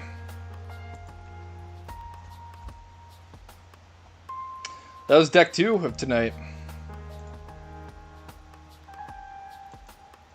Well, I'm glad you got to see it win, even though you lost in the process. I know you like this commander a lot. Maybe got some notes from going over the tech and seeing the game play of it. I hope you liked it.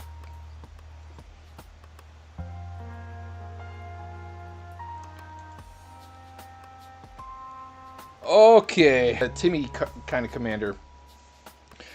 When he attacks a player, he takes into account of what's in their hand. If they have more cards than you, you draw the number of cards minus the number of cards in your hand. So you draw up to the difference. Now, if you attack someone that has less cards than you get to cheat a creature into play. So it's a Timmy kind of strategy. The creature package in here is pretty fun. It's also 38 creatures, but it's a lot of big dumb stuff. Council of 4 for card advantage, Wall of Omens for card advantage, and for early...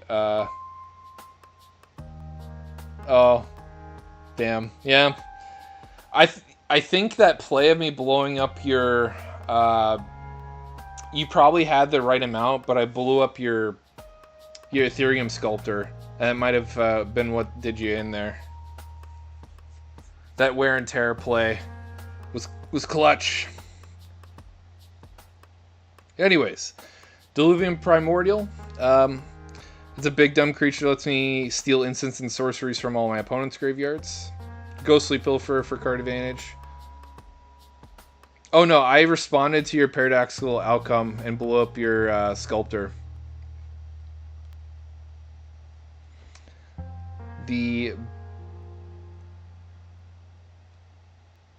Yeah.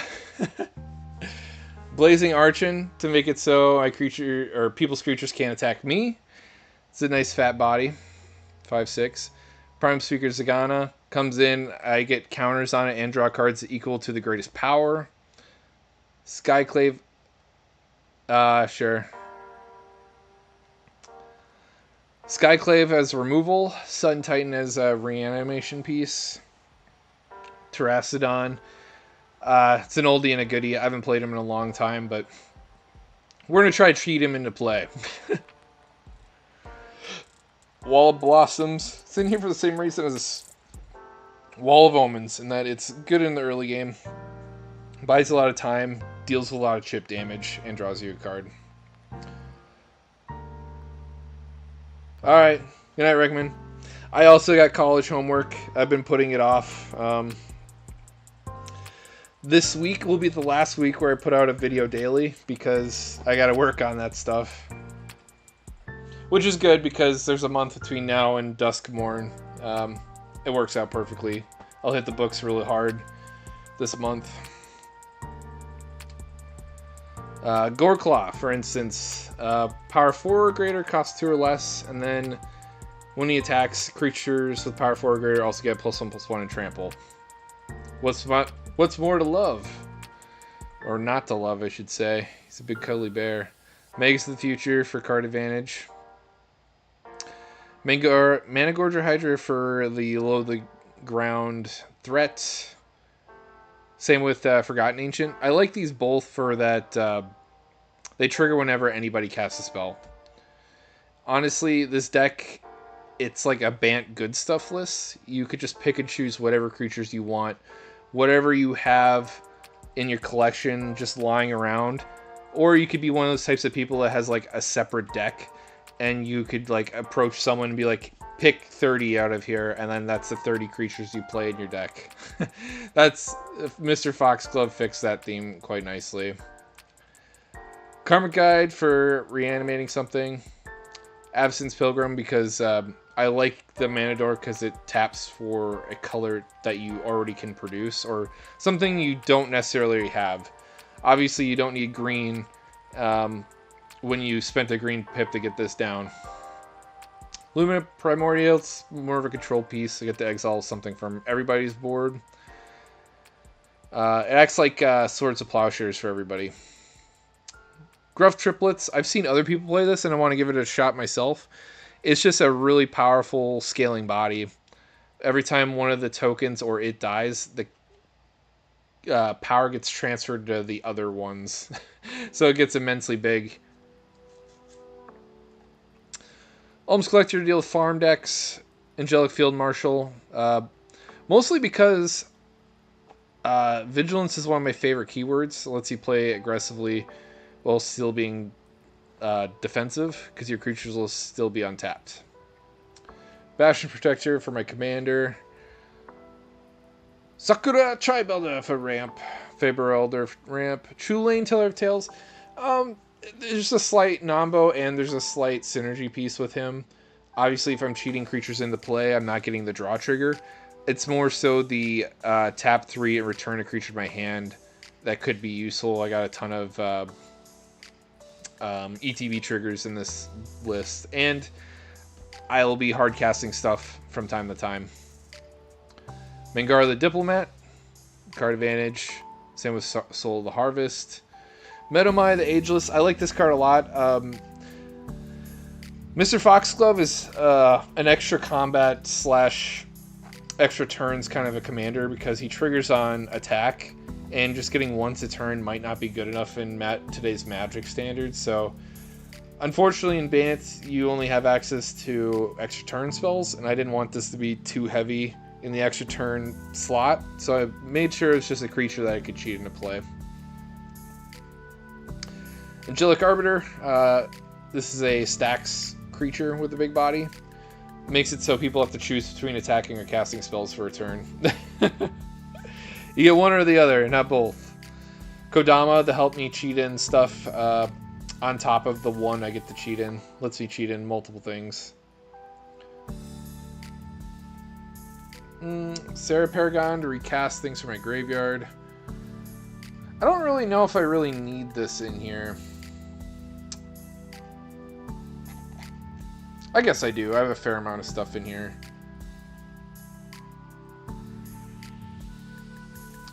Let's see, 7, 18, 21 cards. Yeah, we'll play it out. We'll keep it in there.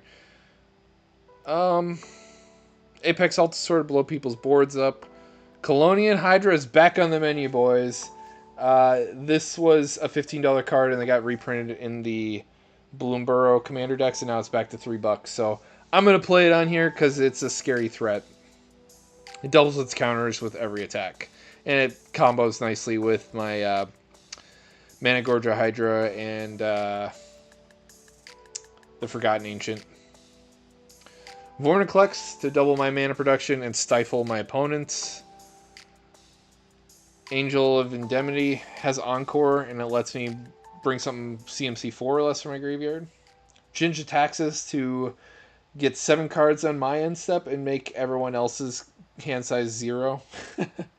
It's kind of my, what do you call it? It's definitely a haymaker kind of a card. Nezahal for card advantage. Sarah's Emissary, another haymaker. Normally you just pick pro creatures and then you just swing all out and kill everybody. Apex Devastator is also budget friendly. It's a very expensive deck, so a 10 mana Cascader is perfect in here. Get to get a ton of value off of those Cascade triggers. Some card advantage. I've never played Wear Down, but I'm excited to try it out. It lets you blow up 2 artifacts or enchantments if you let someone else draw a card. I love the gift mechanic because you just choose the weakest player at the table to let draw, and then you hinder the strongest player. It's not that bad, all things considering that it's only 2 mana. If you have green decks and you like 2-for-1ing people, I'd start playing Wear Down.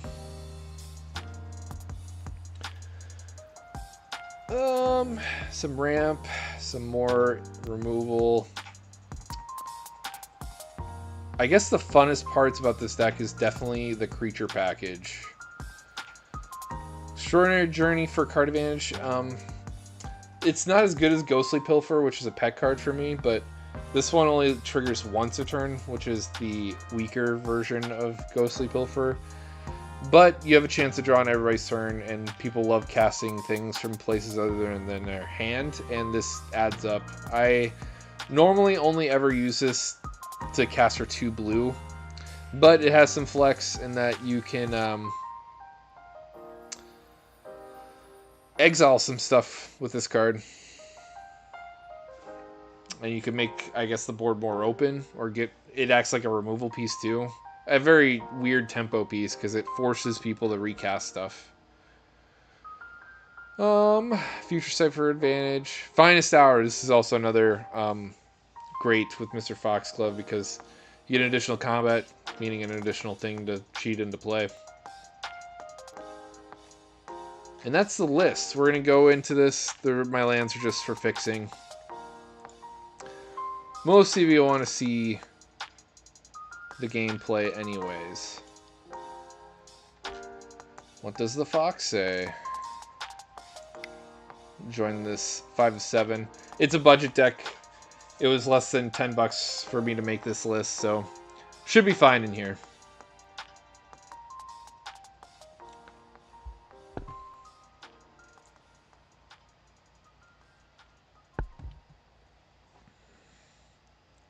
Oh, I forgot to tell the story. I said Coon's age in my last game, and actually got in a little bit of trouble recently on Reddit because let me pull that up so all of you could show it. I wouldn't say it was in really any trouble. It was mostly just people giving me more of a fair warning, I should say.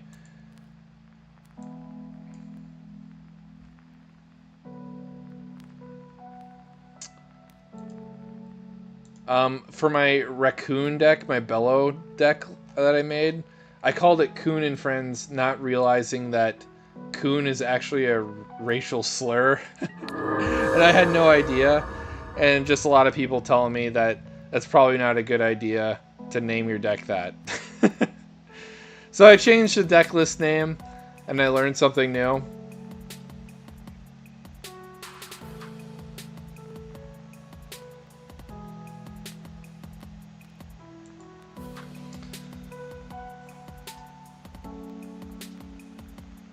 Yeah. Me and Ashley are thinking about throwing a barbecue here before I go to.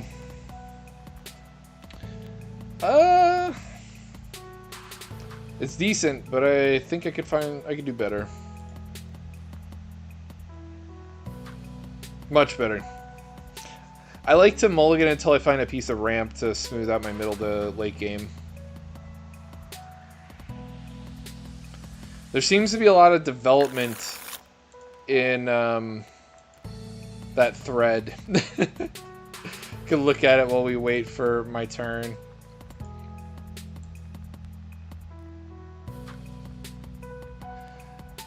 This is like, there are SJW people in the Magic community. They're not all bad, though. I didn't know that it was a racial term. I just thought the episodes were cute. Like, you know, kids dressing up in costumes. And it's fitting. It's a fitting joke because Cartman's a racist that he chooses a superhero name that's a racial term.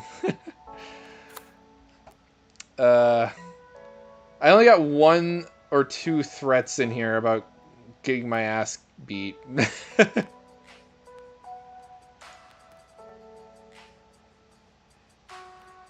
Sure, we can do that.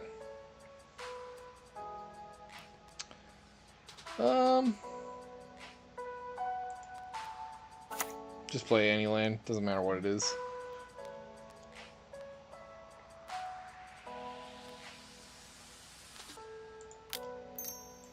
I just want to yield through here.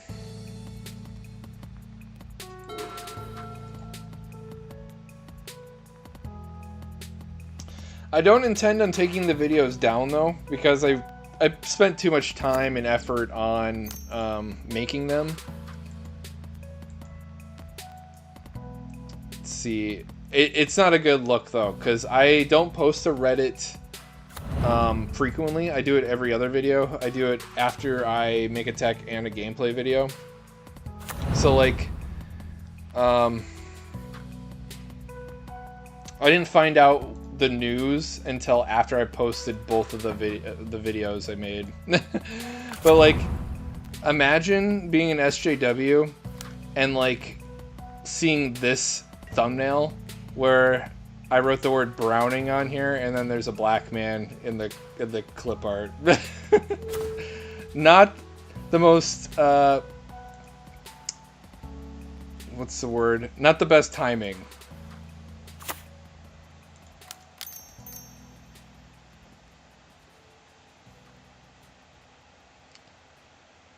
Definitely,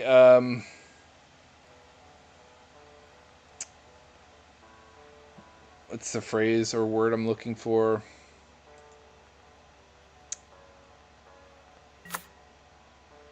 Oh, it's hot in here. That's why I'm having a hard time focusing up.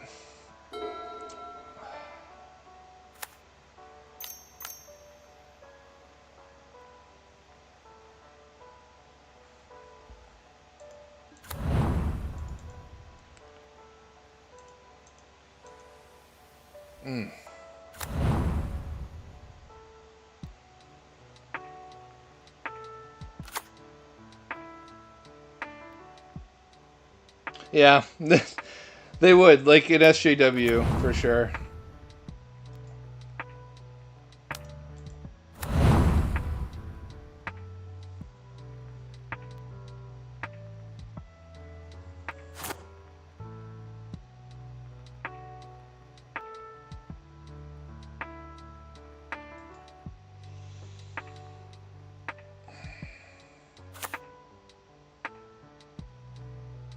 The word I'm thinking of starts with a C.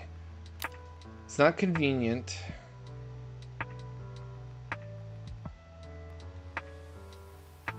Oh man, this guy's a man of my own heart playing Taring Mauler.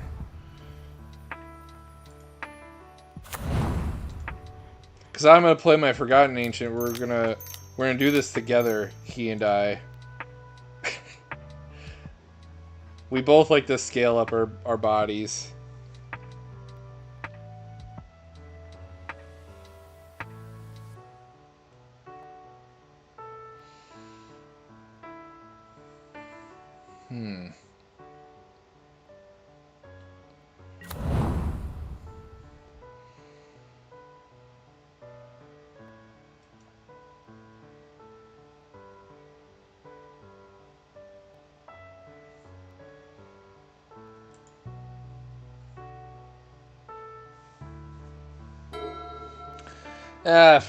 can't remember the word. I'm gonna focus up on magic.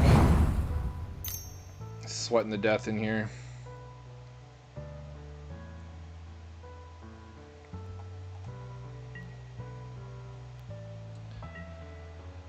I'll eventually want to deal with the Skull Clamp. It's a very powerful equipment. We don't even know who we're playing against. Chishiro, Chatterfang, and Wick.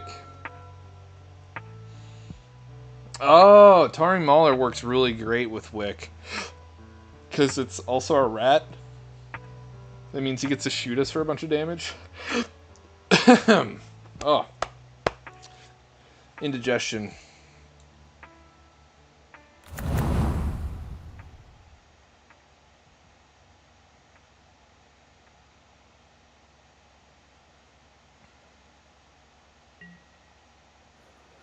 I think I played against this deck last week when I was playing my, it was a Bloomburrow commander. Yeah, I was playing Bello. That was in my last video, actually. I think this is the same guy because he's playing a Snake Samurai Tribalist, because this is also a Snake Samurai.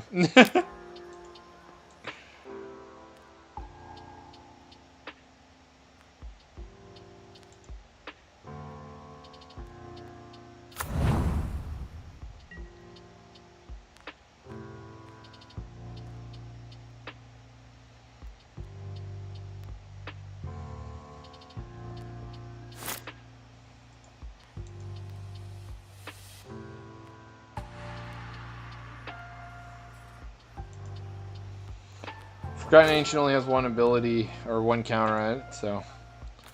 Thanks for the prompt. If he wants to kill my commander, he can. If he does, I have Future Sight to follow up with. It ain't the end of the world. But he could shoot someone for a bunch of damage.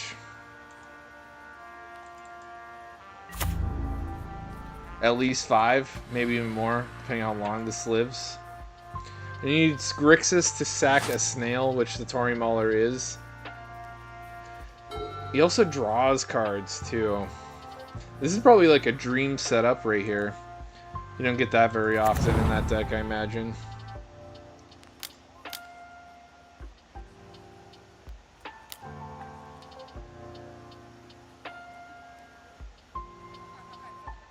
Can I just always...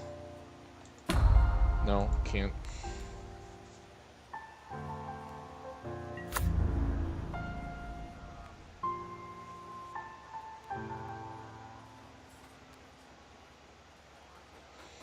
Who knows, maybe he'll sack his Mauler to kill my Forgotten Ancient. Doesn't like being the only guy with a growing body. The Ancient will be nice in combo with Foxglove, because then I could gain a bunch of life. Just throw all the counters on it.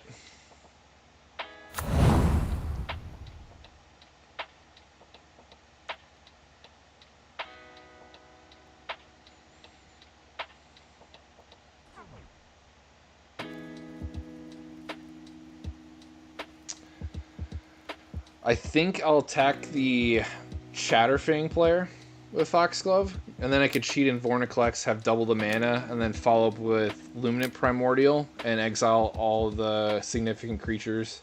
That'll be a big turn if I get to untap with it all.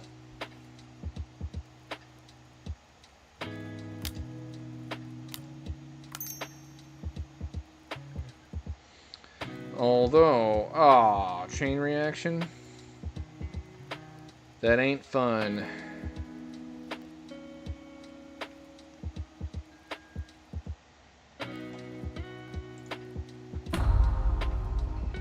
It's exactly enough. It'll kill our Mauler and my Ancient. So they call perfect timing right there. Perfect creature counts too.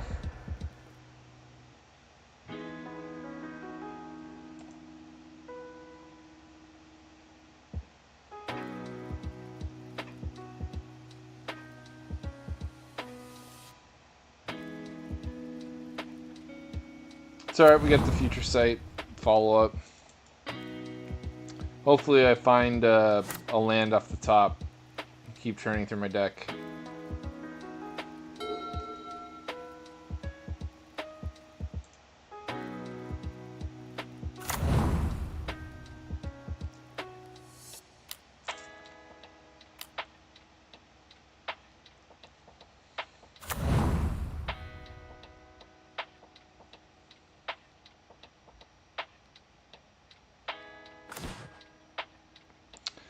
Helm of Awakening.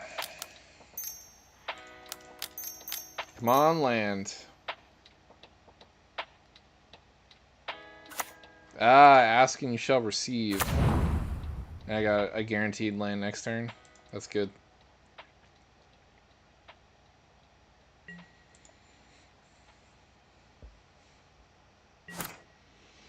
Next turn I could hard cast my Primordial and scoop up anything significant.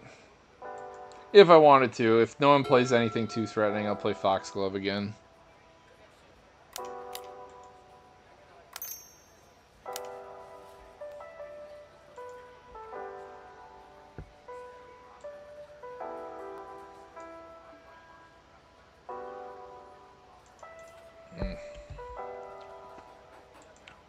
Just tap this down. Just don't want to suck up timer.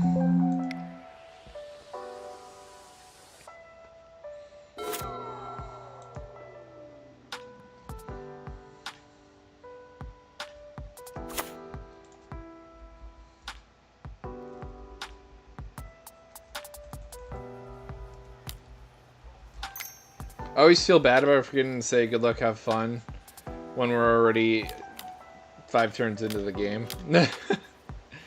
Doesn't feel good. Hell to pay, overpaying it so he gets a bunch of treasures.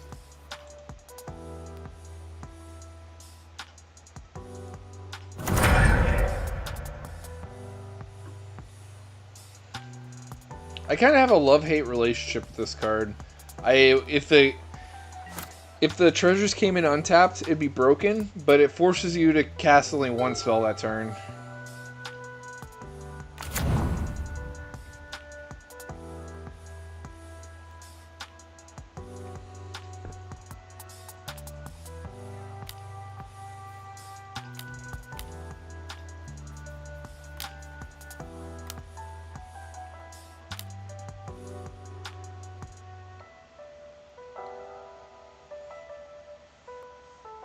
Well, there's only... I don't have maximum value yet.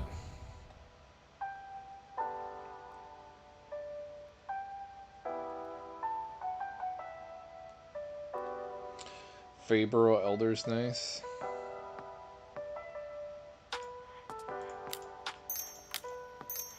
We want more cards. And I drew a Cultivate. Hell yeah.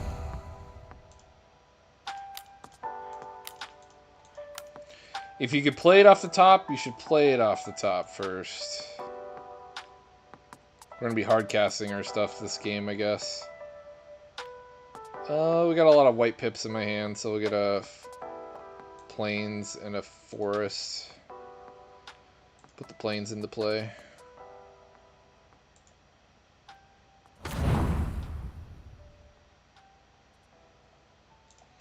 Play the Flooded Grove.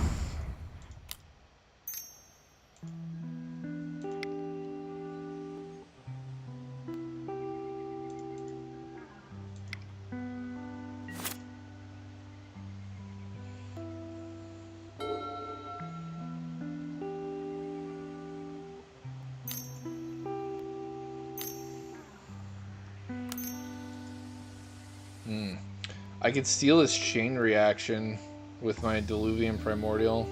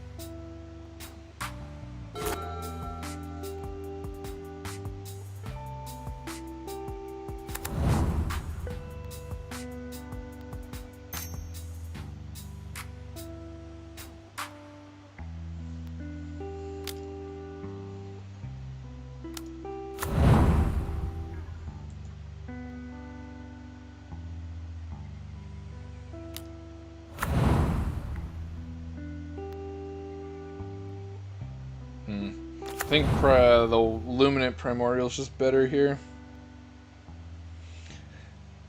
My Helm of the Host is going to be scary when we get there.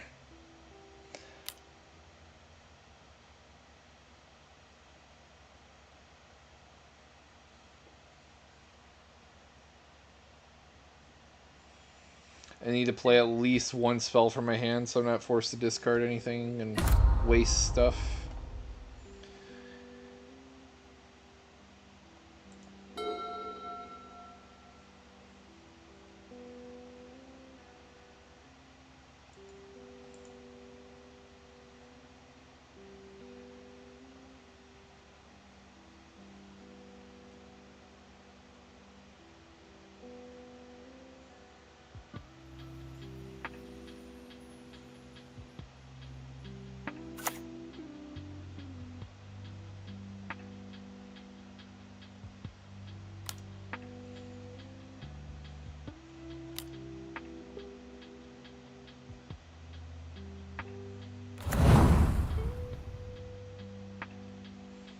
I wasn't expecting this to be a changeling deck. It works.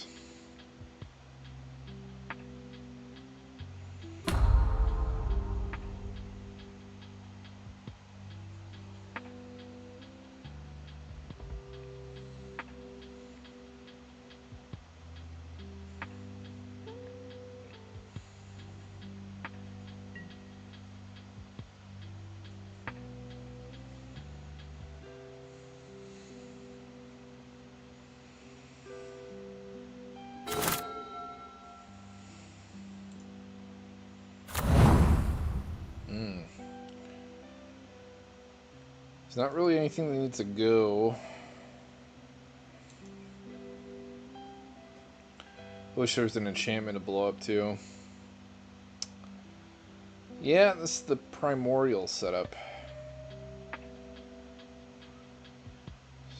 7, 8, 9. Then I have this.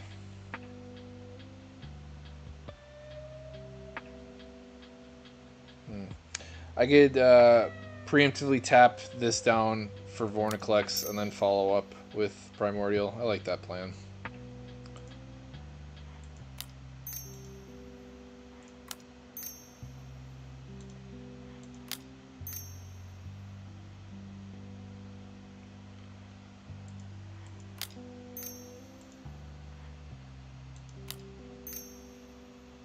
That's 8. Alright. Let's make everyone angry.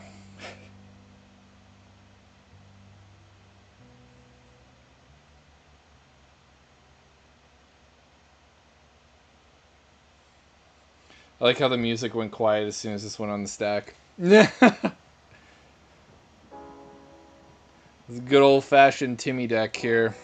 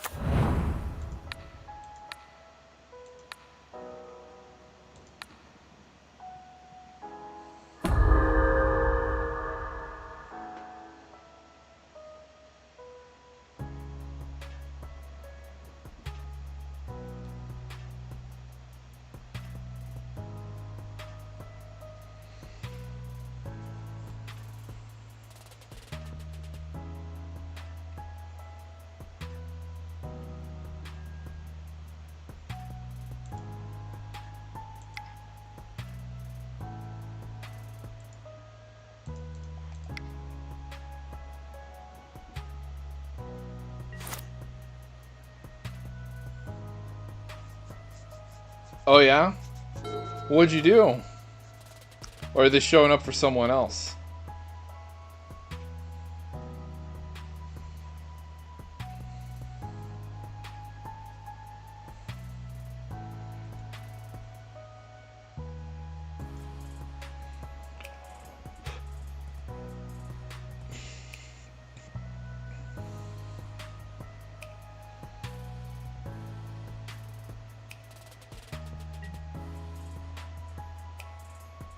For my game? Yeah. Yeah, I would be the police, that's for sure. Although, I've destroyed slightly less permanents than the guy in the middle here who's played a chain reaction and a hell to pay. He's blown up 8 things compared to my 3, but yeah, for sure. I am that type of guy for not letting anyone else play the game is my style. It's my favorite way of playing the game.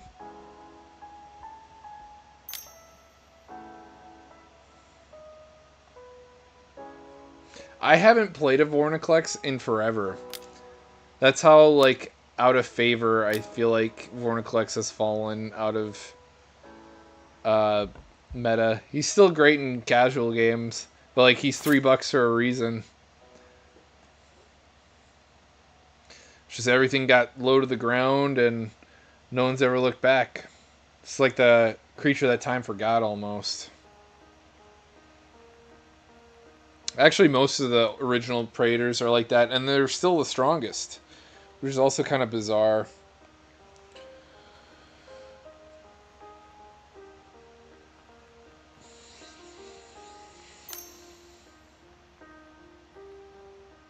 I think he realized that he should be tapping his rocks and treasures down instead of his lands for as long as he can. That's why he undid all that.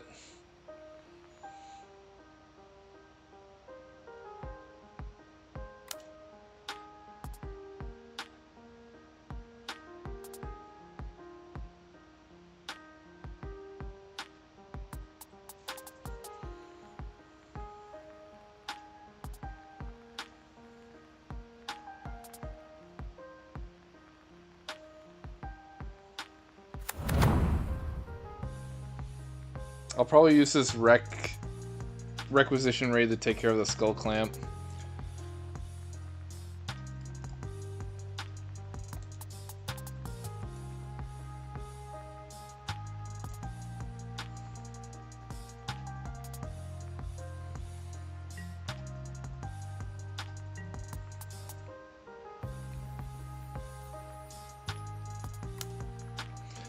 I'll just let him have his 2 card, or I'll let him hit me. 2 damage versus 2 cards. I'd rather take the damage.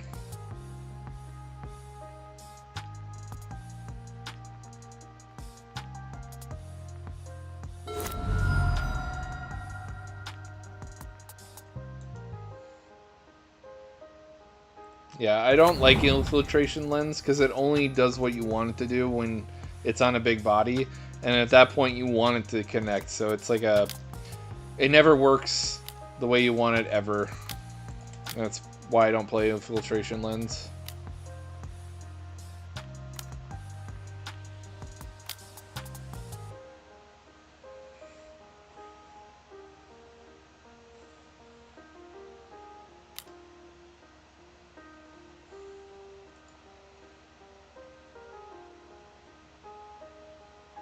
Oh.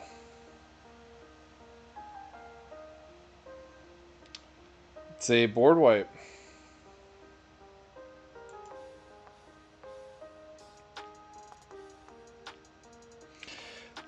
He's gonna take 2 turns off here.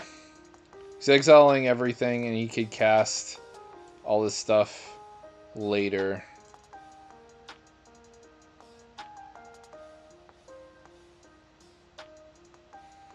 It's a very inefficient board wipe. Especially now, since I'm forcing him to not untap his stuff. I might try and kill him before he has the chance to cast any of that.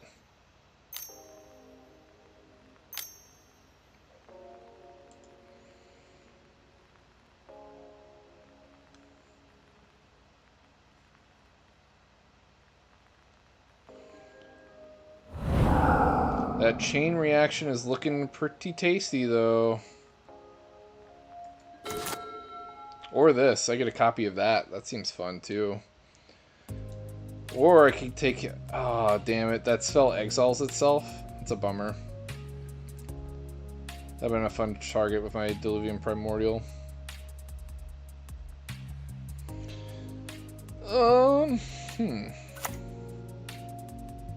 Yeah, guess we play the Fox.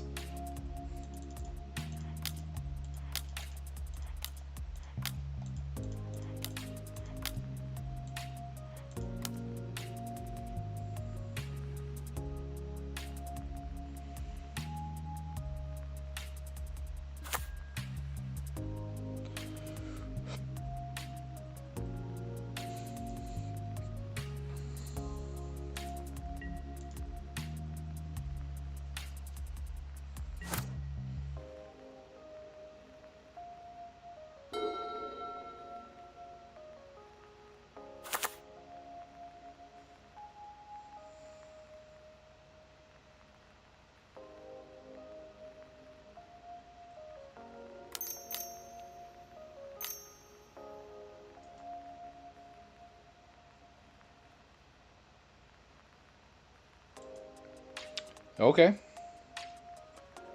I guess we gotta get all the removal out of the way now. I have a lot of cards in hand. And this is a card advantage piece. It's only a matter of time. And I got some scary stuff in my hand too. Like, he could have been using that to answer my Helm of the Host. But if he wants to use it on something I will have always got access to throughout the entire game, fine by me.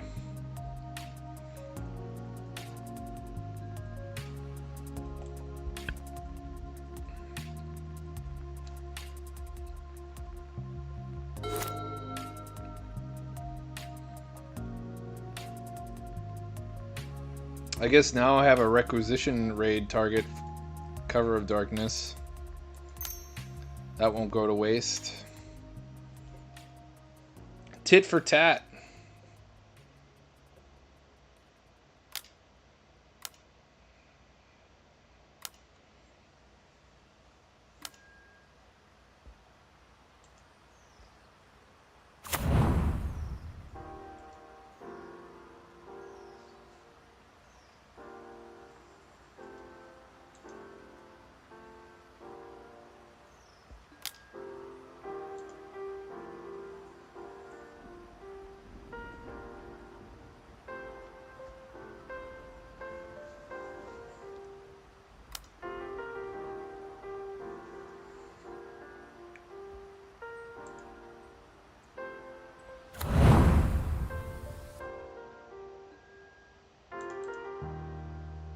I'll definitely have to save this Primordial for when this guy goes for his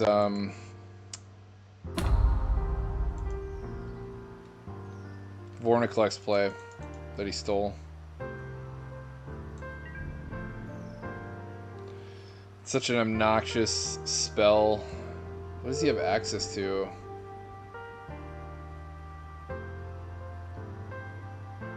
My Primordial too.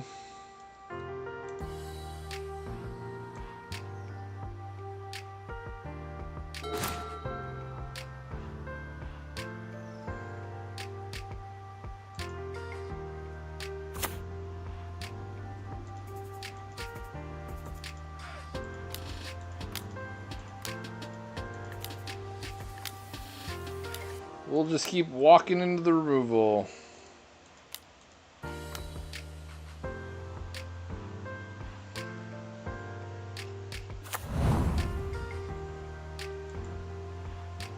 Eventually, the Fox will stay.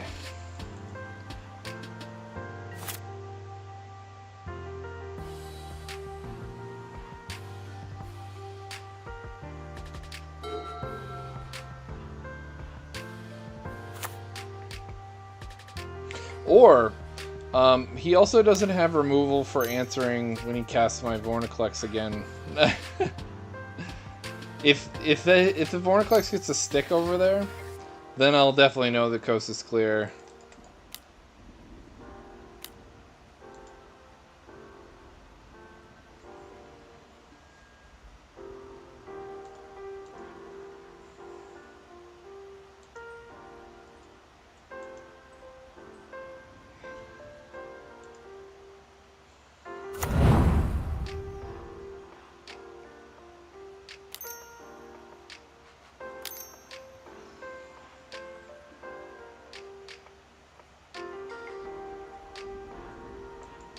Fair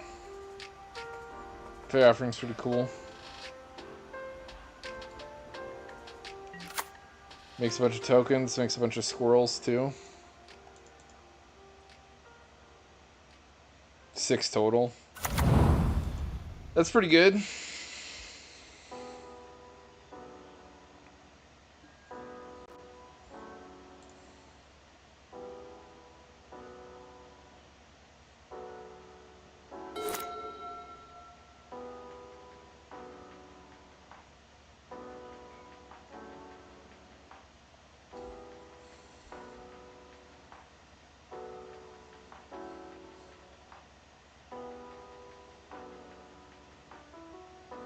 I think I like blowing up the Fae more than I do covered. No, he's only got 2 cards left in his hand, so maybe cover is still better in this situation.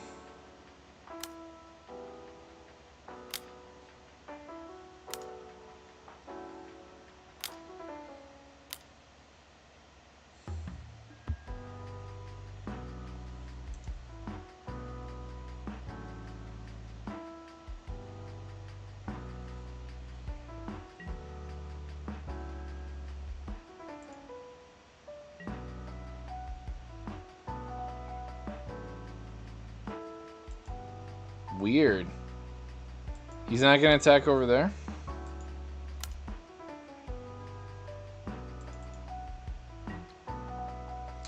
Can't block it.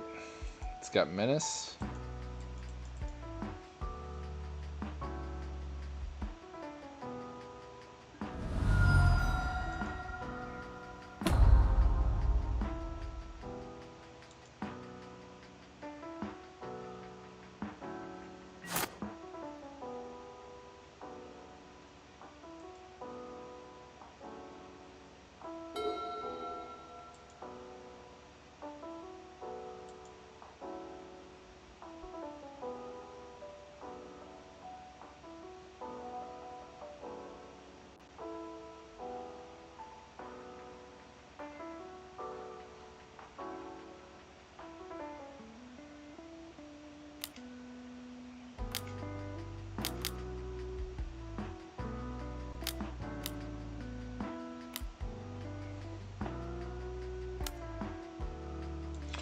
Interesting. I thought he would go for something else.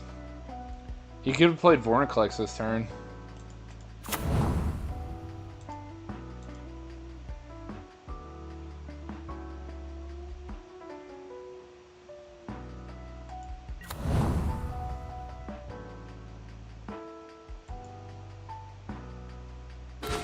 Whoop. Hey, I got my other Future Sight effect.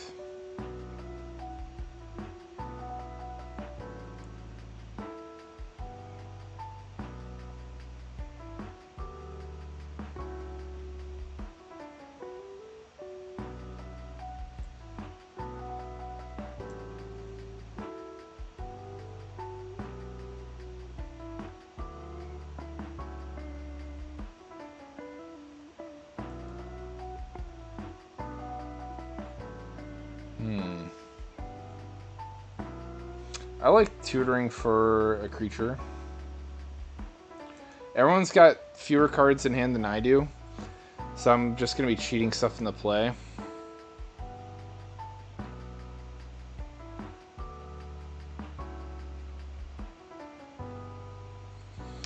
Yeah, let's do that. I can play Helm of the Host.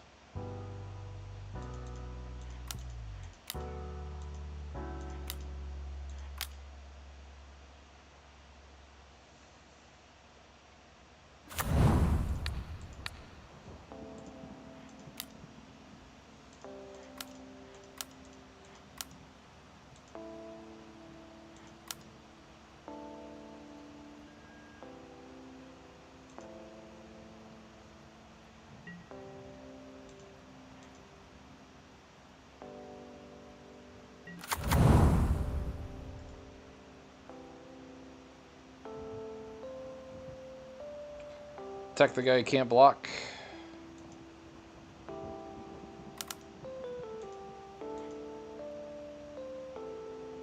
Cheat this into play. Cheat this into play. We will Maelstrom Pulse and get a bunch of lands.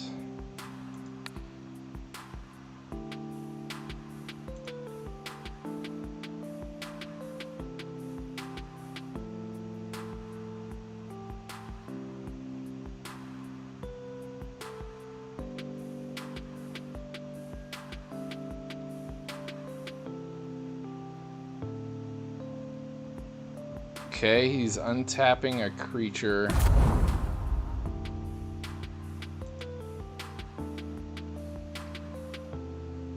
It's a weird decision.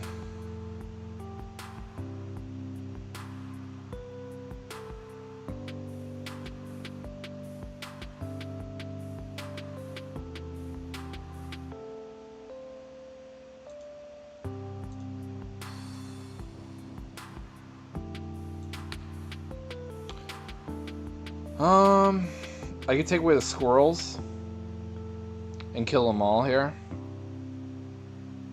Then he has to start from scratch. Seems kind of funny. They all share the same name.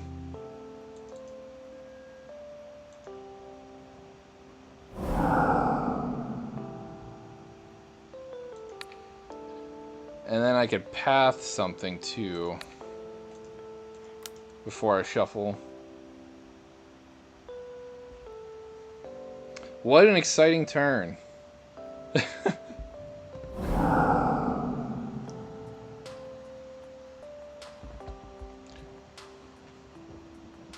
You burn my house down, so I burn yours.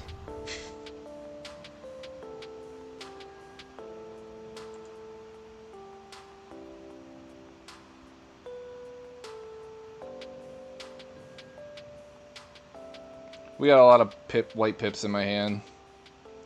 I got 3 basics left.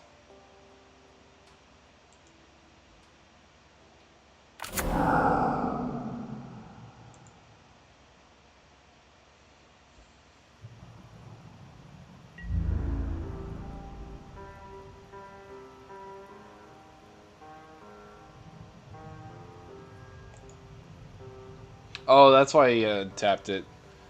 Death Touch. Sure.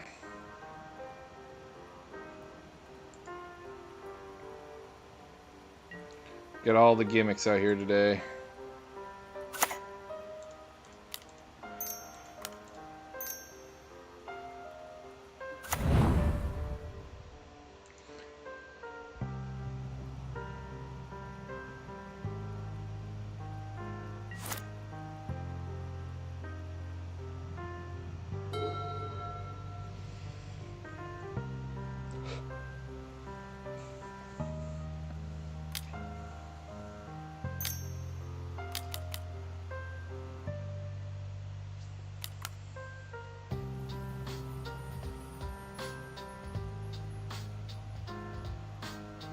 Now he needs to cast a non-creature spell in order to get the 3 things with Fey Offspring.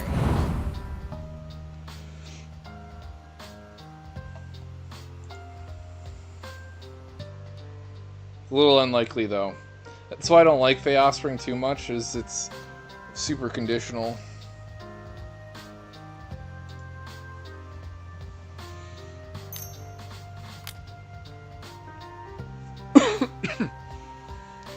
Yeah, he didn't have it. Cracking a clue. He desperate.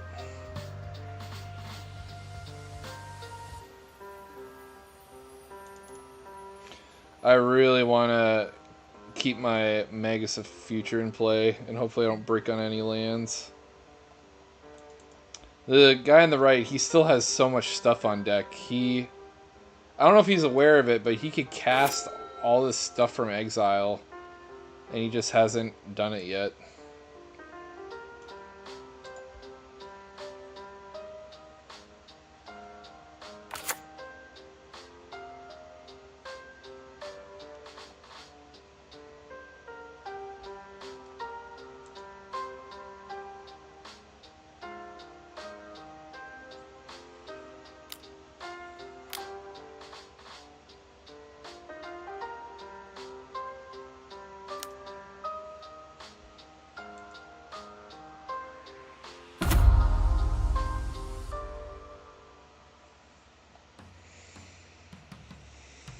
Nissa makes sense. Her -1, -2 actually puts a +1/+1 counters on his whole board.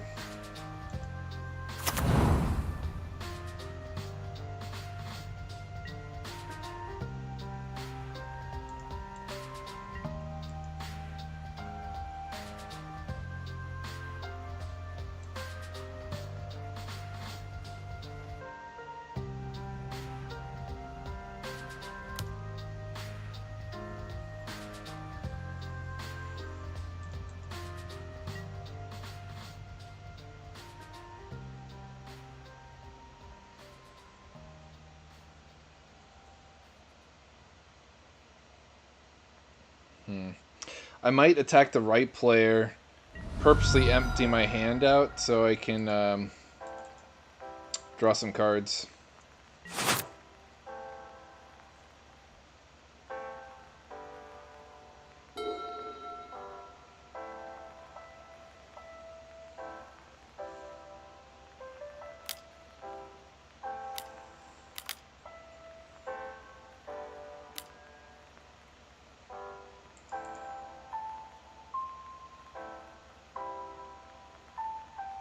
Ogre Slumlord's pretty good. This triggers whenever anything dies. This is not a token. And these rats have Death Touch.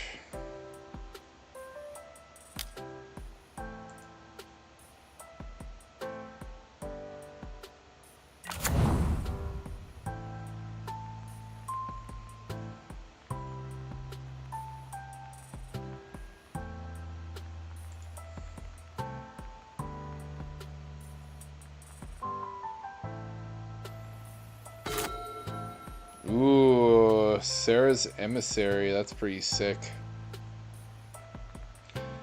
I can throw the Helm of Awakening on this and then give myself pro 2 things. I give pro... I think Sorceries is safe, because then I can dodge damage board wipes.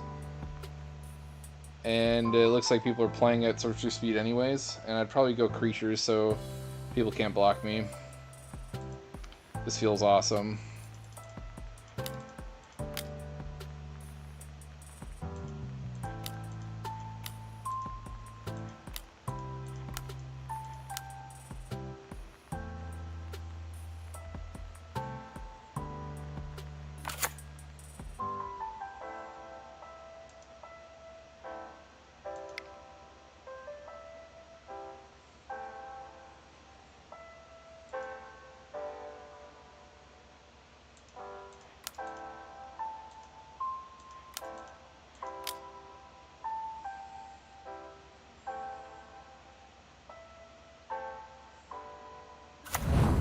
Now I can take away this pesky Slumlord.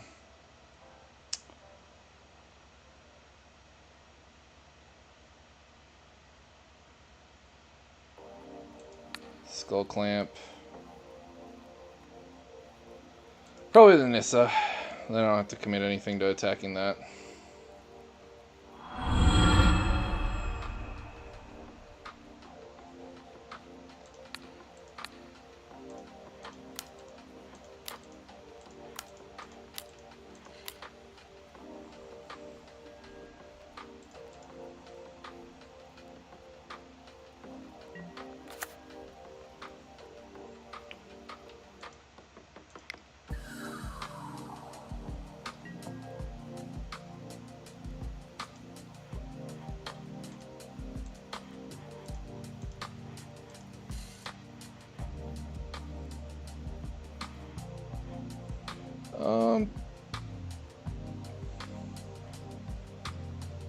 I don't really need to cheat anything into play.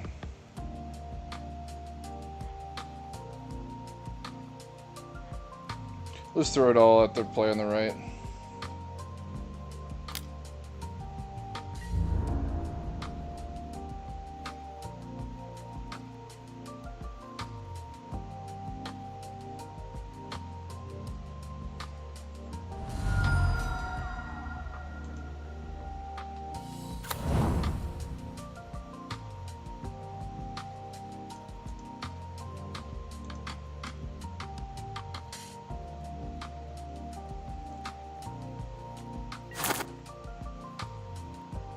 Oh, this feels awesome. I've never done a Helm of the Hostess Sarah's Emissary before. A lot of firsts this game.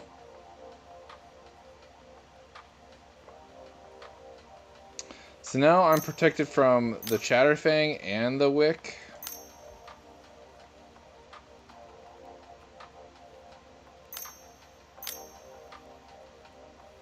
It's kind of a board wiper bust situation here.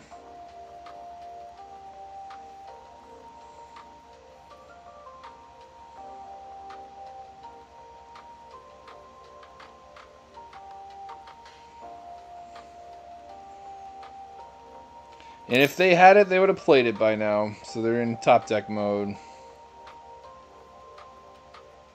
Yeah, it does. All my creatures have pro creatures and pro sorceries right now. On ETB, you choose a card type, and then I even have protection from sorceries. I didn't even know that part. It gives myself protection from the permanent type, so creatures can't even damage me. I don't even have to block. If I don't want to. I'll block the trade and kill stuff, but like, I think people forget that this affects the player themselves. And they'll probably try to swing wide on me, and then that's when they'll realize.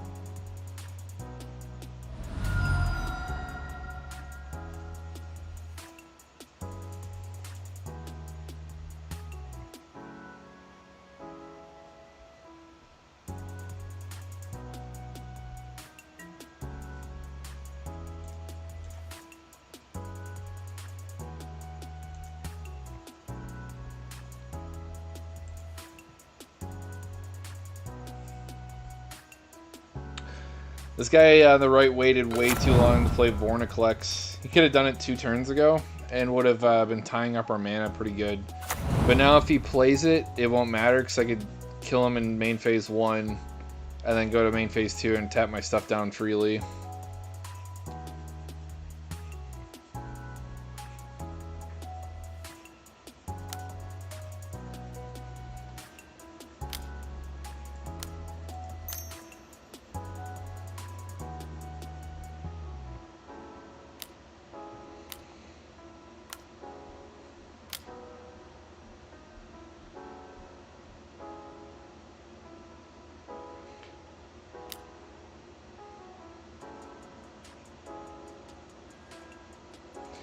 Yeah, he doesn't know. He's kissing Wolf running his plant. He's going to try and hit me with it.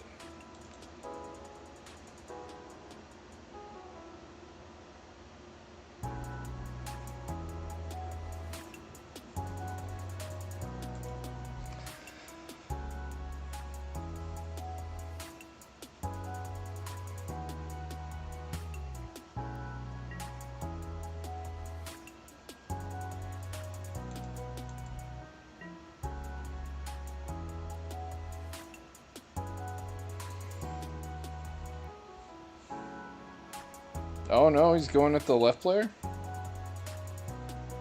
Okay.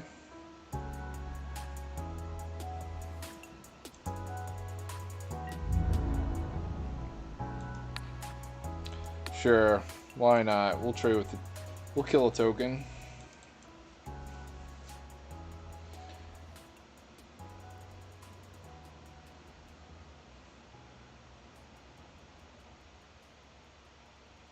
If he has instant speed removal, then I would have been blown out regardless. So I'll take the chance. Wow, he purposely blocked the 2 creatures to give this guy in the middle 4 cards. It's pretty slick. Slick team up play right there.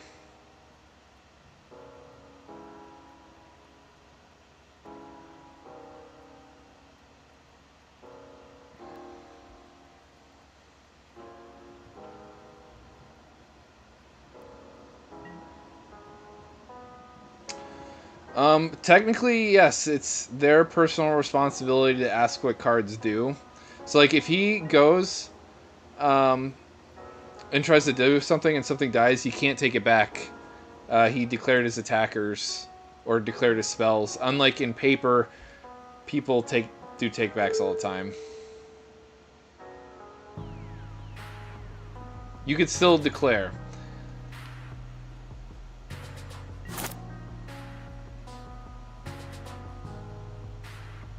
In terms of in paper, it is better that you say nothing.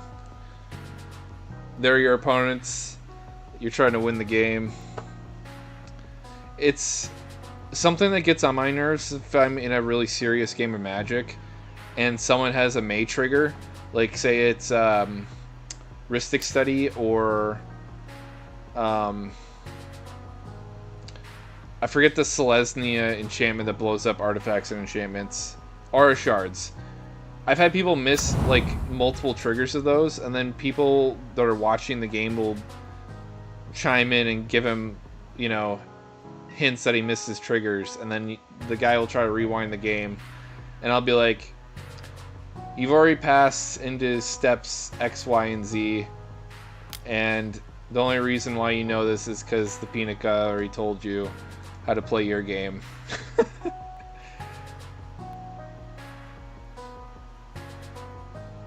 Player on the left surrenders.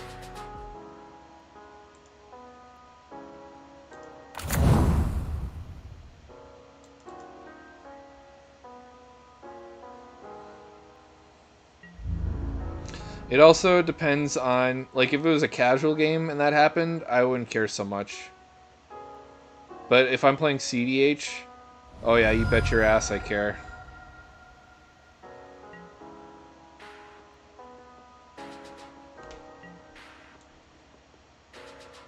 And it also, if I know the player too, I'm also not the one to be very forgiving.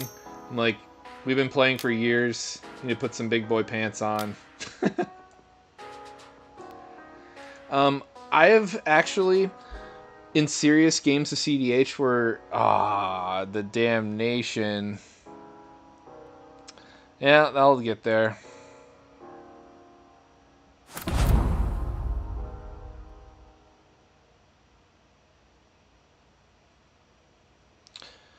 Anyways, I've had games of CDH where money's on the line in pods, and people go around priority with a spell in the stack, and they'll surrender in response.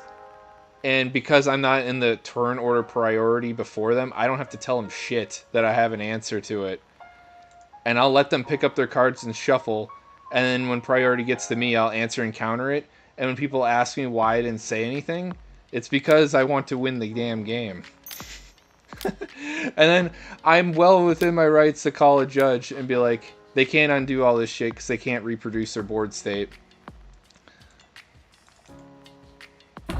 prior to them picking it all up.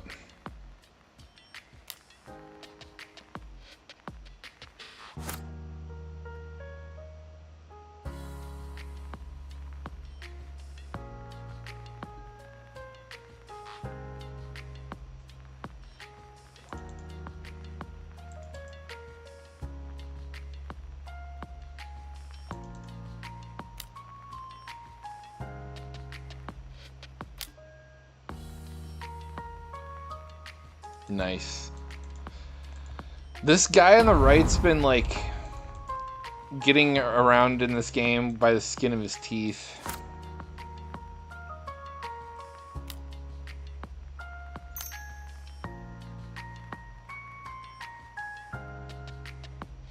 He's played so many board wipes too. At least 2.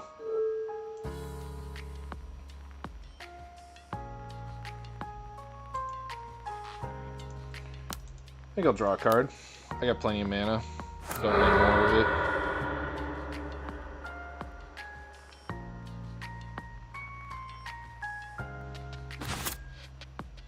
I could bring my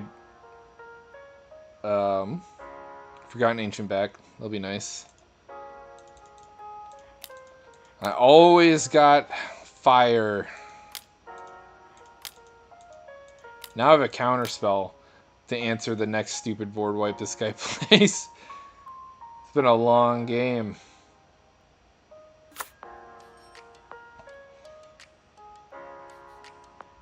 Now, do I want to helm up now?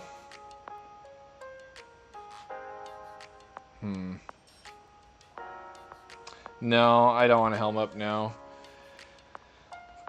I wouldn't get too much out of it. I'd get more of going Angel into Forgotten Ancient instead.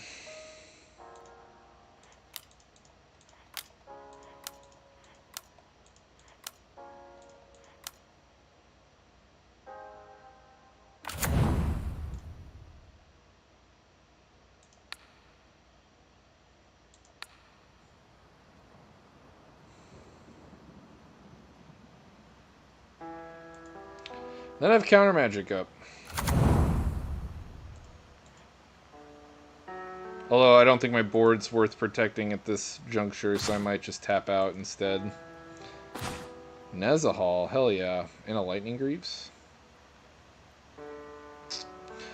I like my card advantage engine. We'll get the Greaves down instead. Punch this guy on the right for some damage.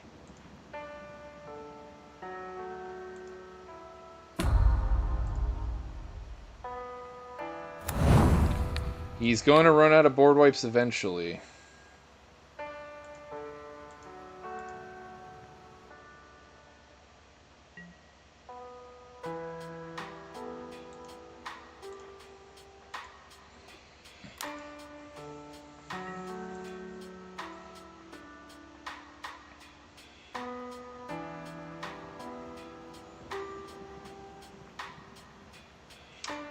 He is playing the new rat commander from Bloomborough, Wick. He's pretty cool. It's actually a changeling list.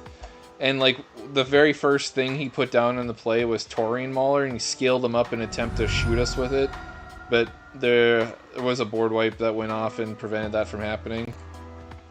It's a weird commander where whenever he plays a rat, he makes a slug, and then beyond that he starts putting counters on it, and he could sack it like Minsk and Boo, shoot something, and then draw a bunch of cards equal to the power.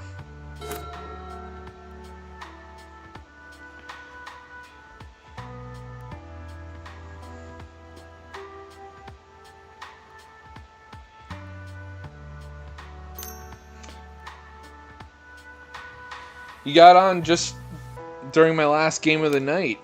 I won the middle game with Zinnia, and I lost pretty handedly the first game.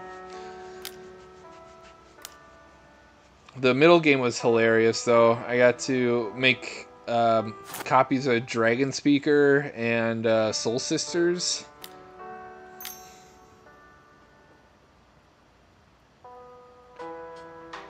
Ooh. It's looking like I'll get there this game. This guy, the Grixis player, is playing a control list, and he's just been board wiping after board wipe. But I'm in the great old Simic colors, and I've always had a full grip of cards this game. I've seen 38 cards. I've seen more cards than both of these players combined. Yeah, I thought he was a teamer commander right up until I booted this deck up, and then I remembered he was actually Bant. It feels like a weird color pairing.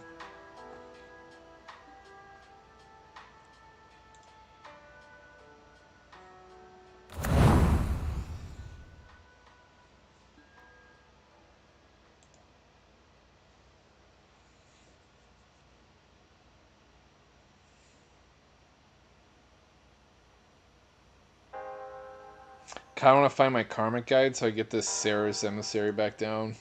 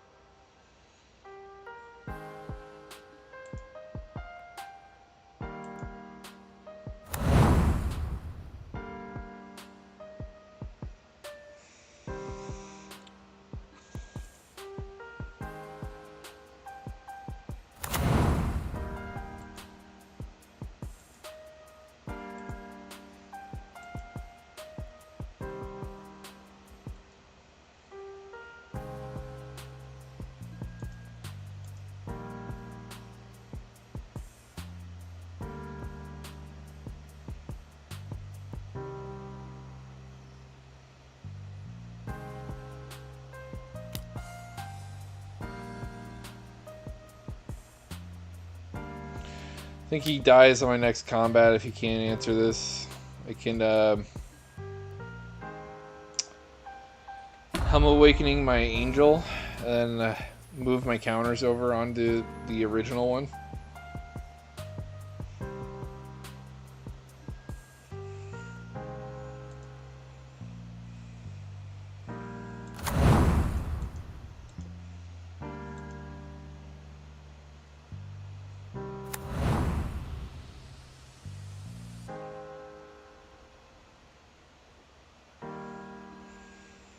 Man, this guy's got a lot of triggers. Onesies and twosies.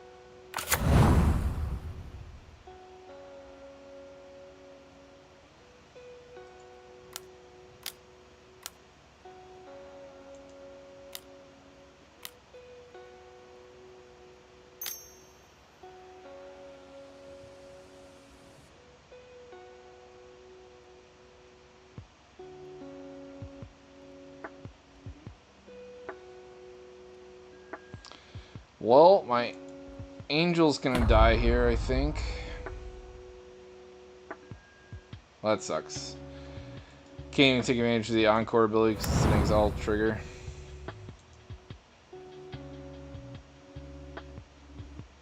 He takes away the Ancient. That's a mistake. He must have more removal in his hand.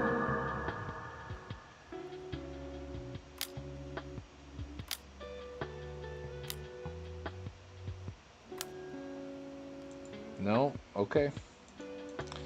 He didn't have it.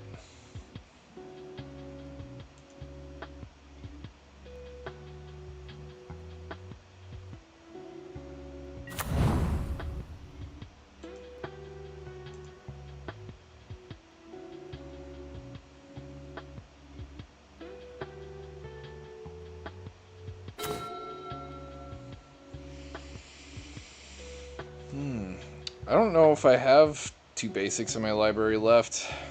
This game's been pretty sweet for me in terms of the land department.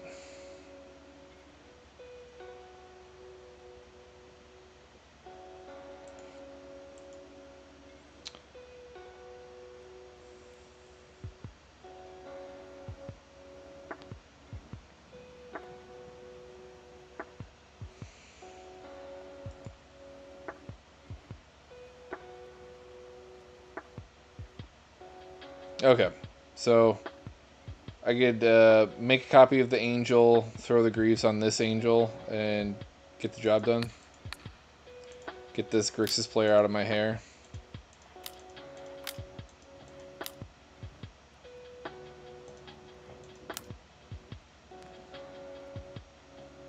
It'll be exactly 13 damage.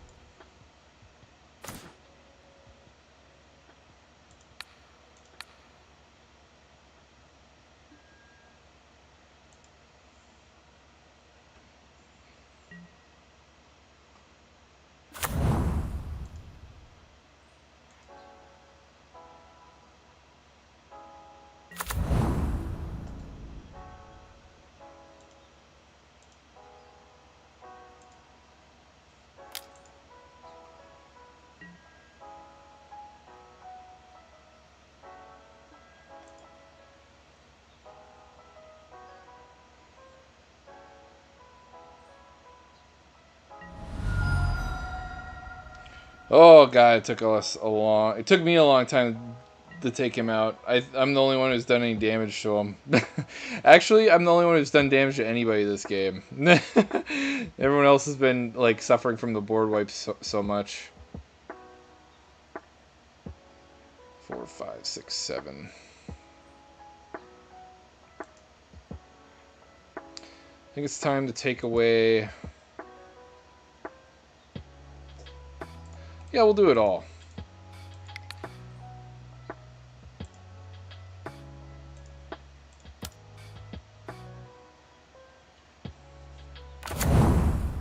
Get some more value.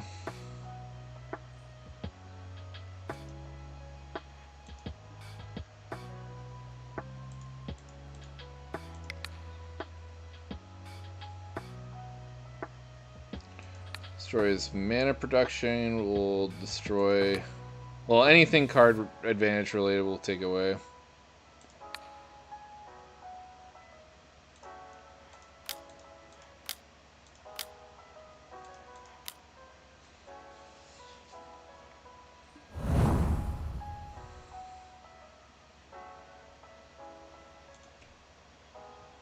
Let's see how many basics I have left.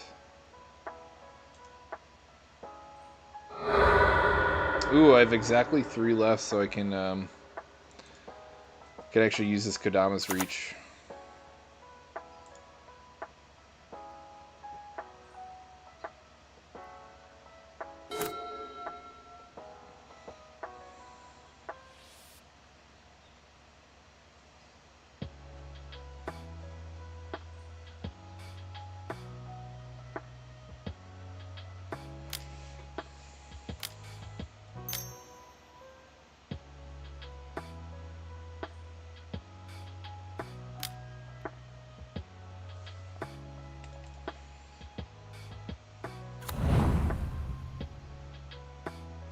Tapped his Wolf Run down.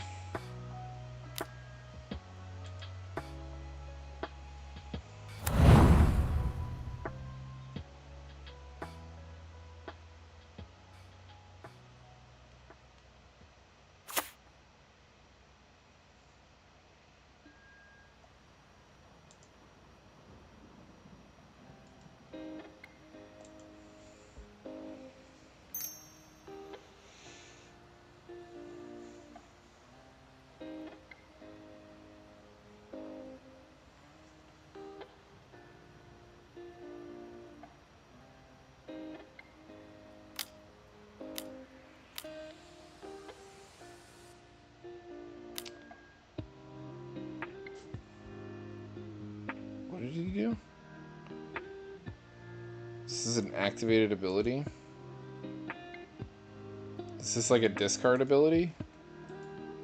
Yeah, it's a channel. Can't respond to it. Alright. I've attached my Helm of the Host, I think 3 times this game. I've invested 15 mana, about to be 20, just in equipping stuff.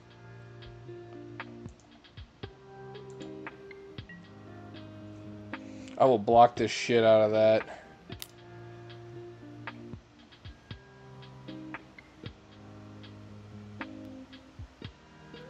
Ooh, do I have a stop set on his? Yeah. I'd like to declare blockers.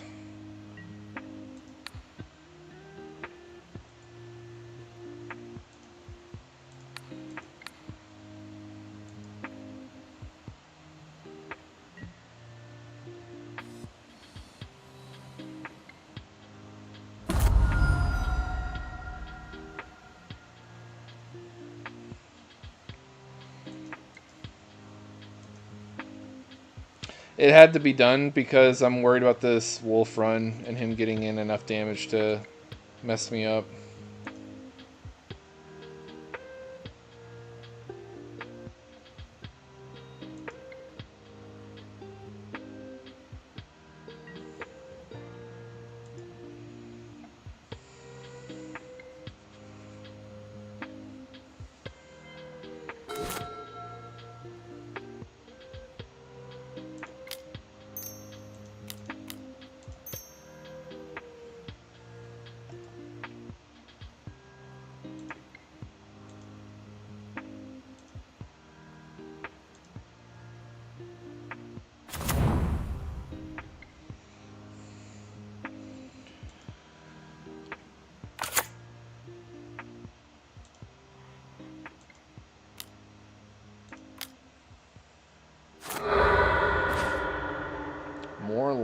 vigilance, huh?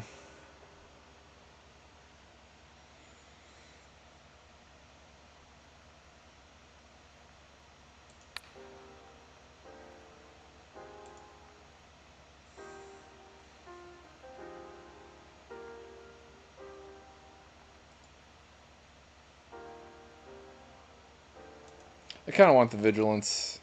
It's hard cast my commander. Costs 11.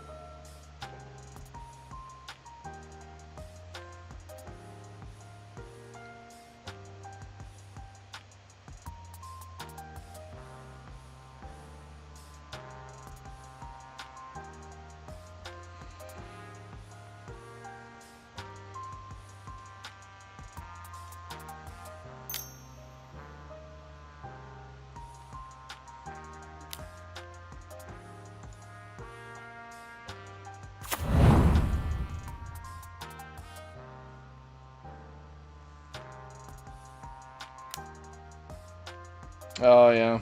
Maybe.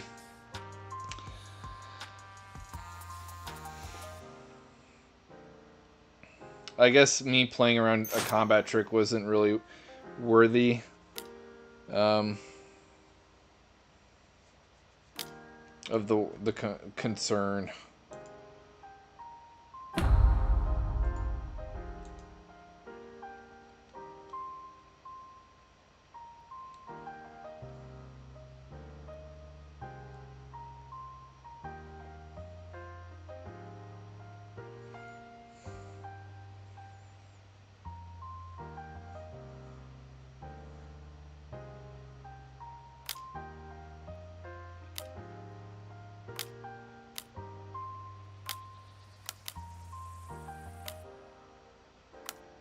Oh yeah, I was worried about him using um, the Kasig. He couldn't target his Shishiro at the moment.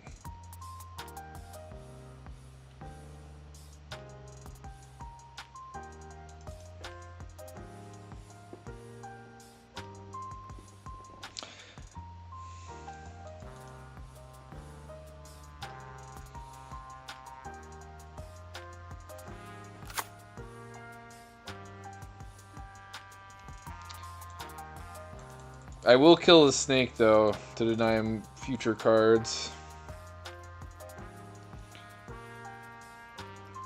Don't mind trading stuff off.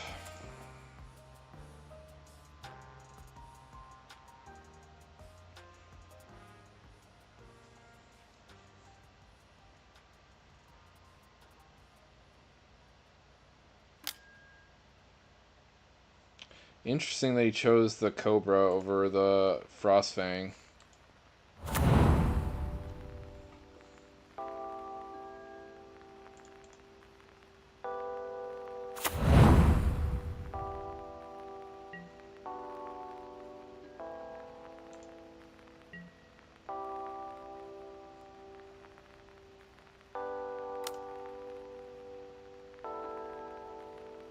Alright.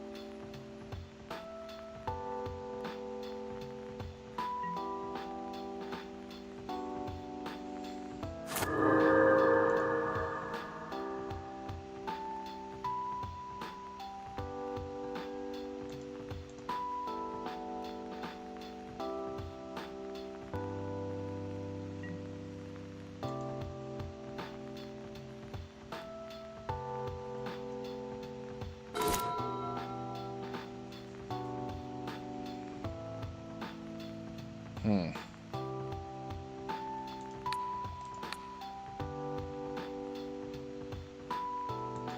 Don't have a lot of green pips.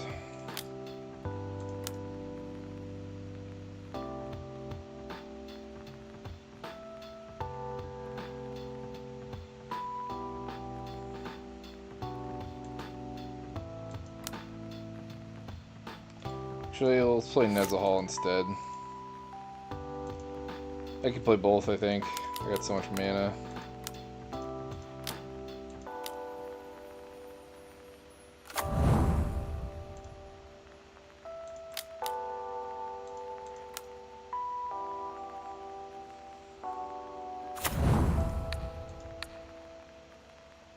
Slowly grinding him out of the game here.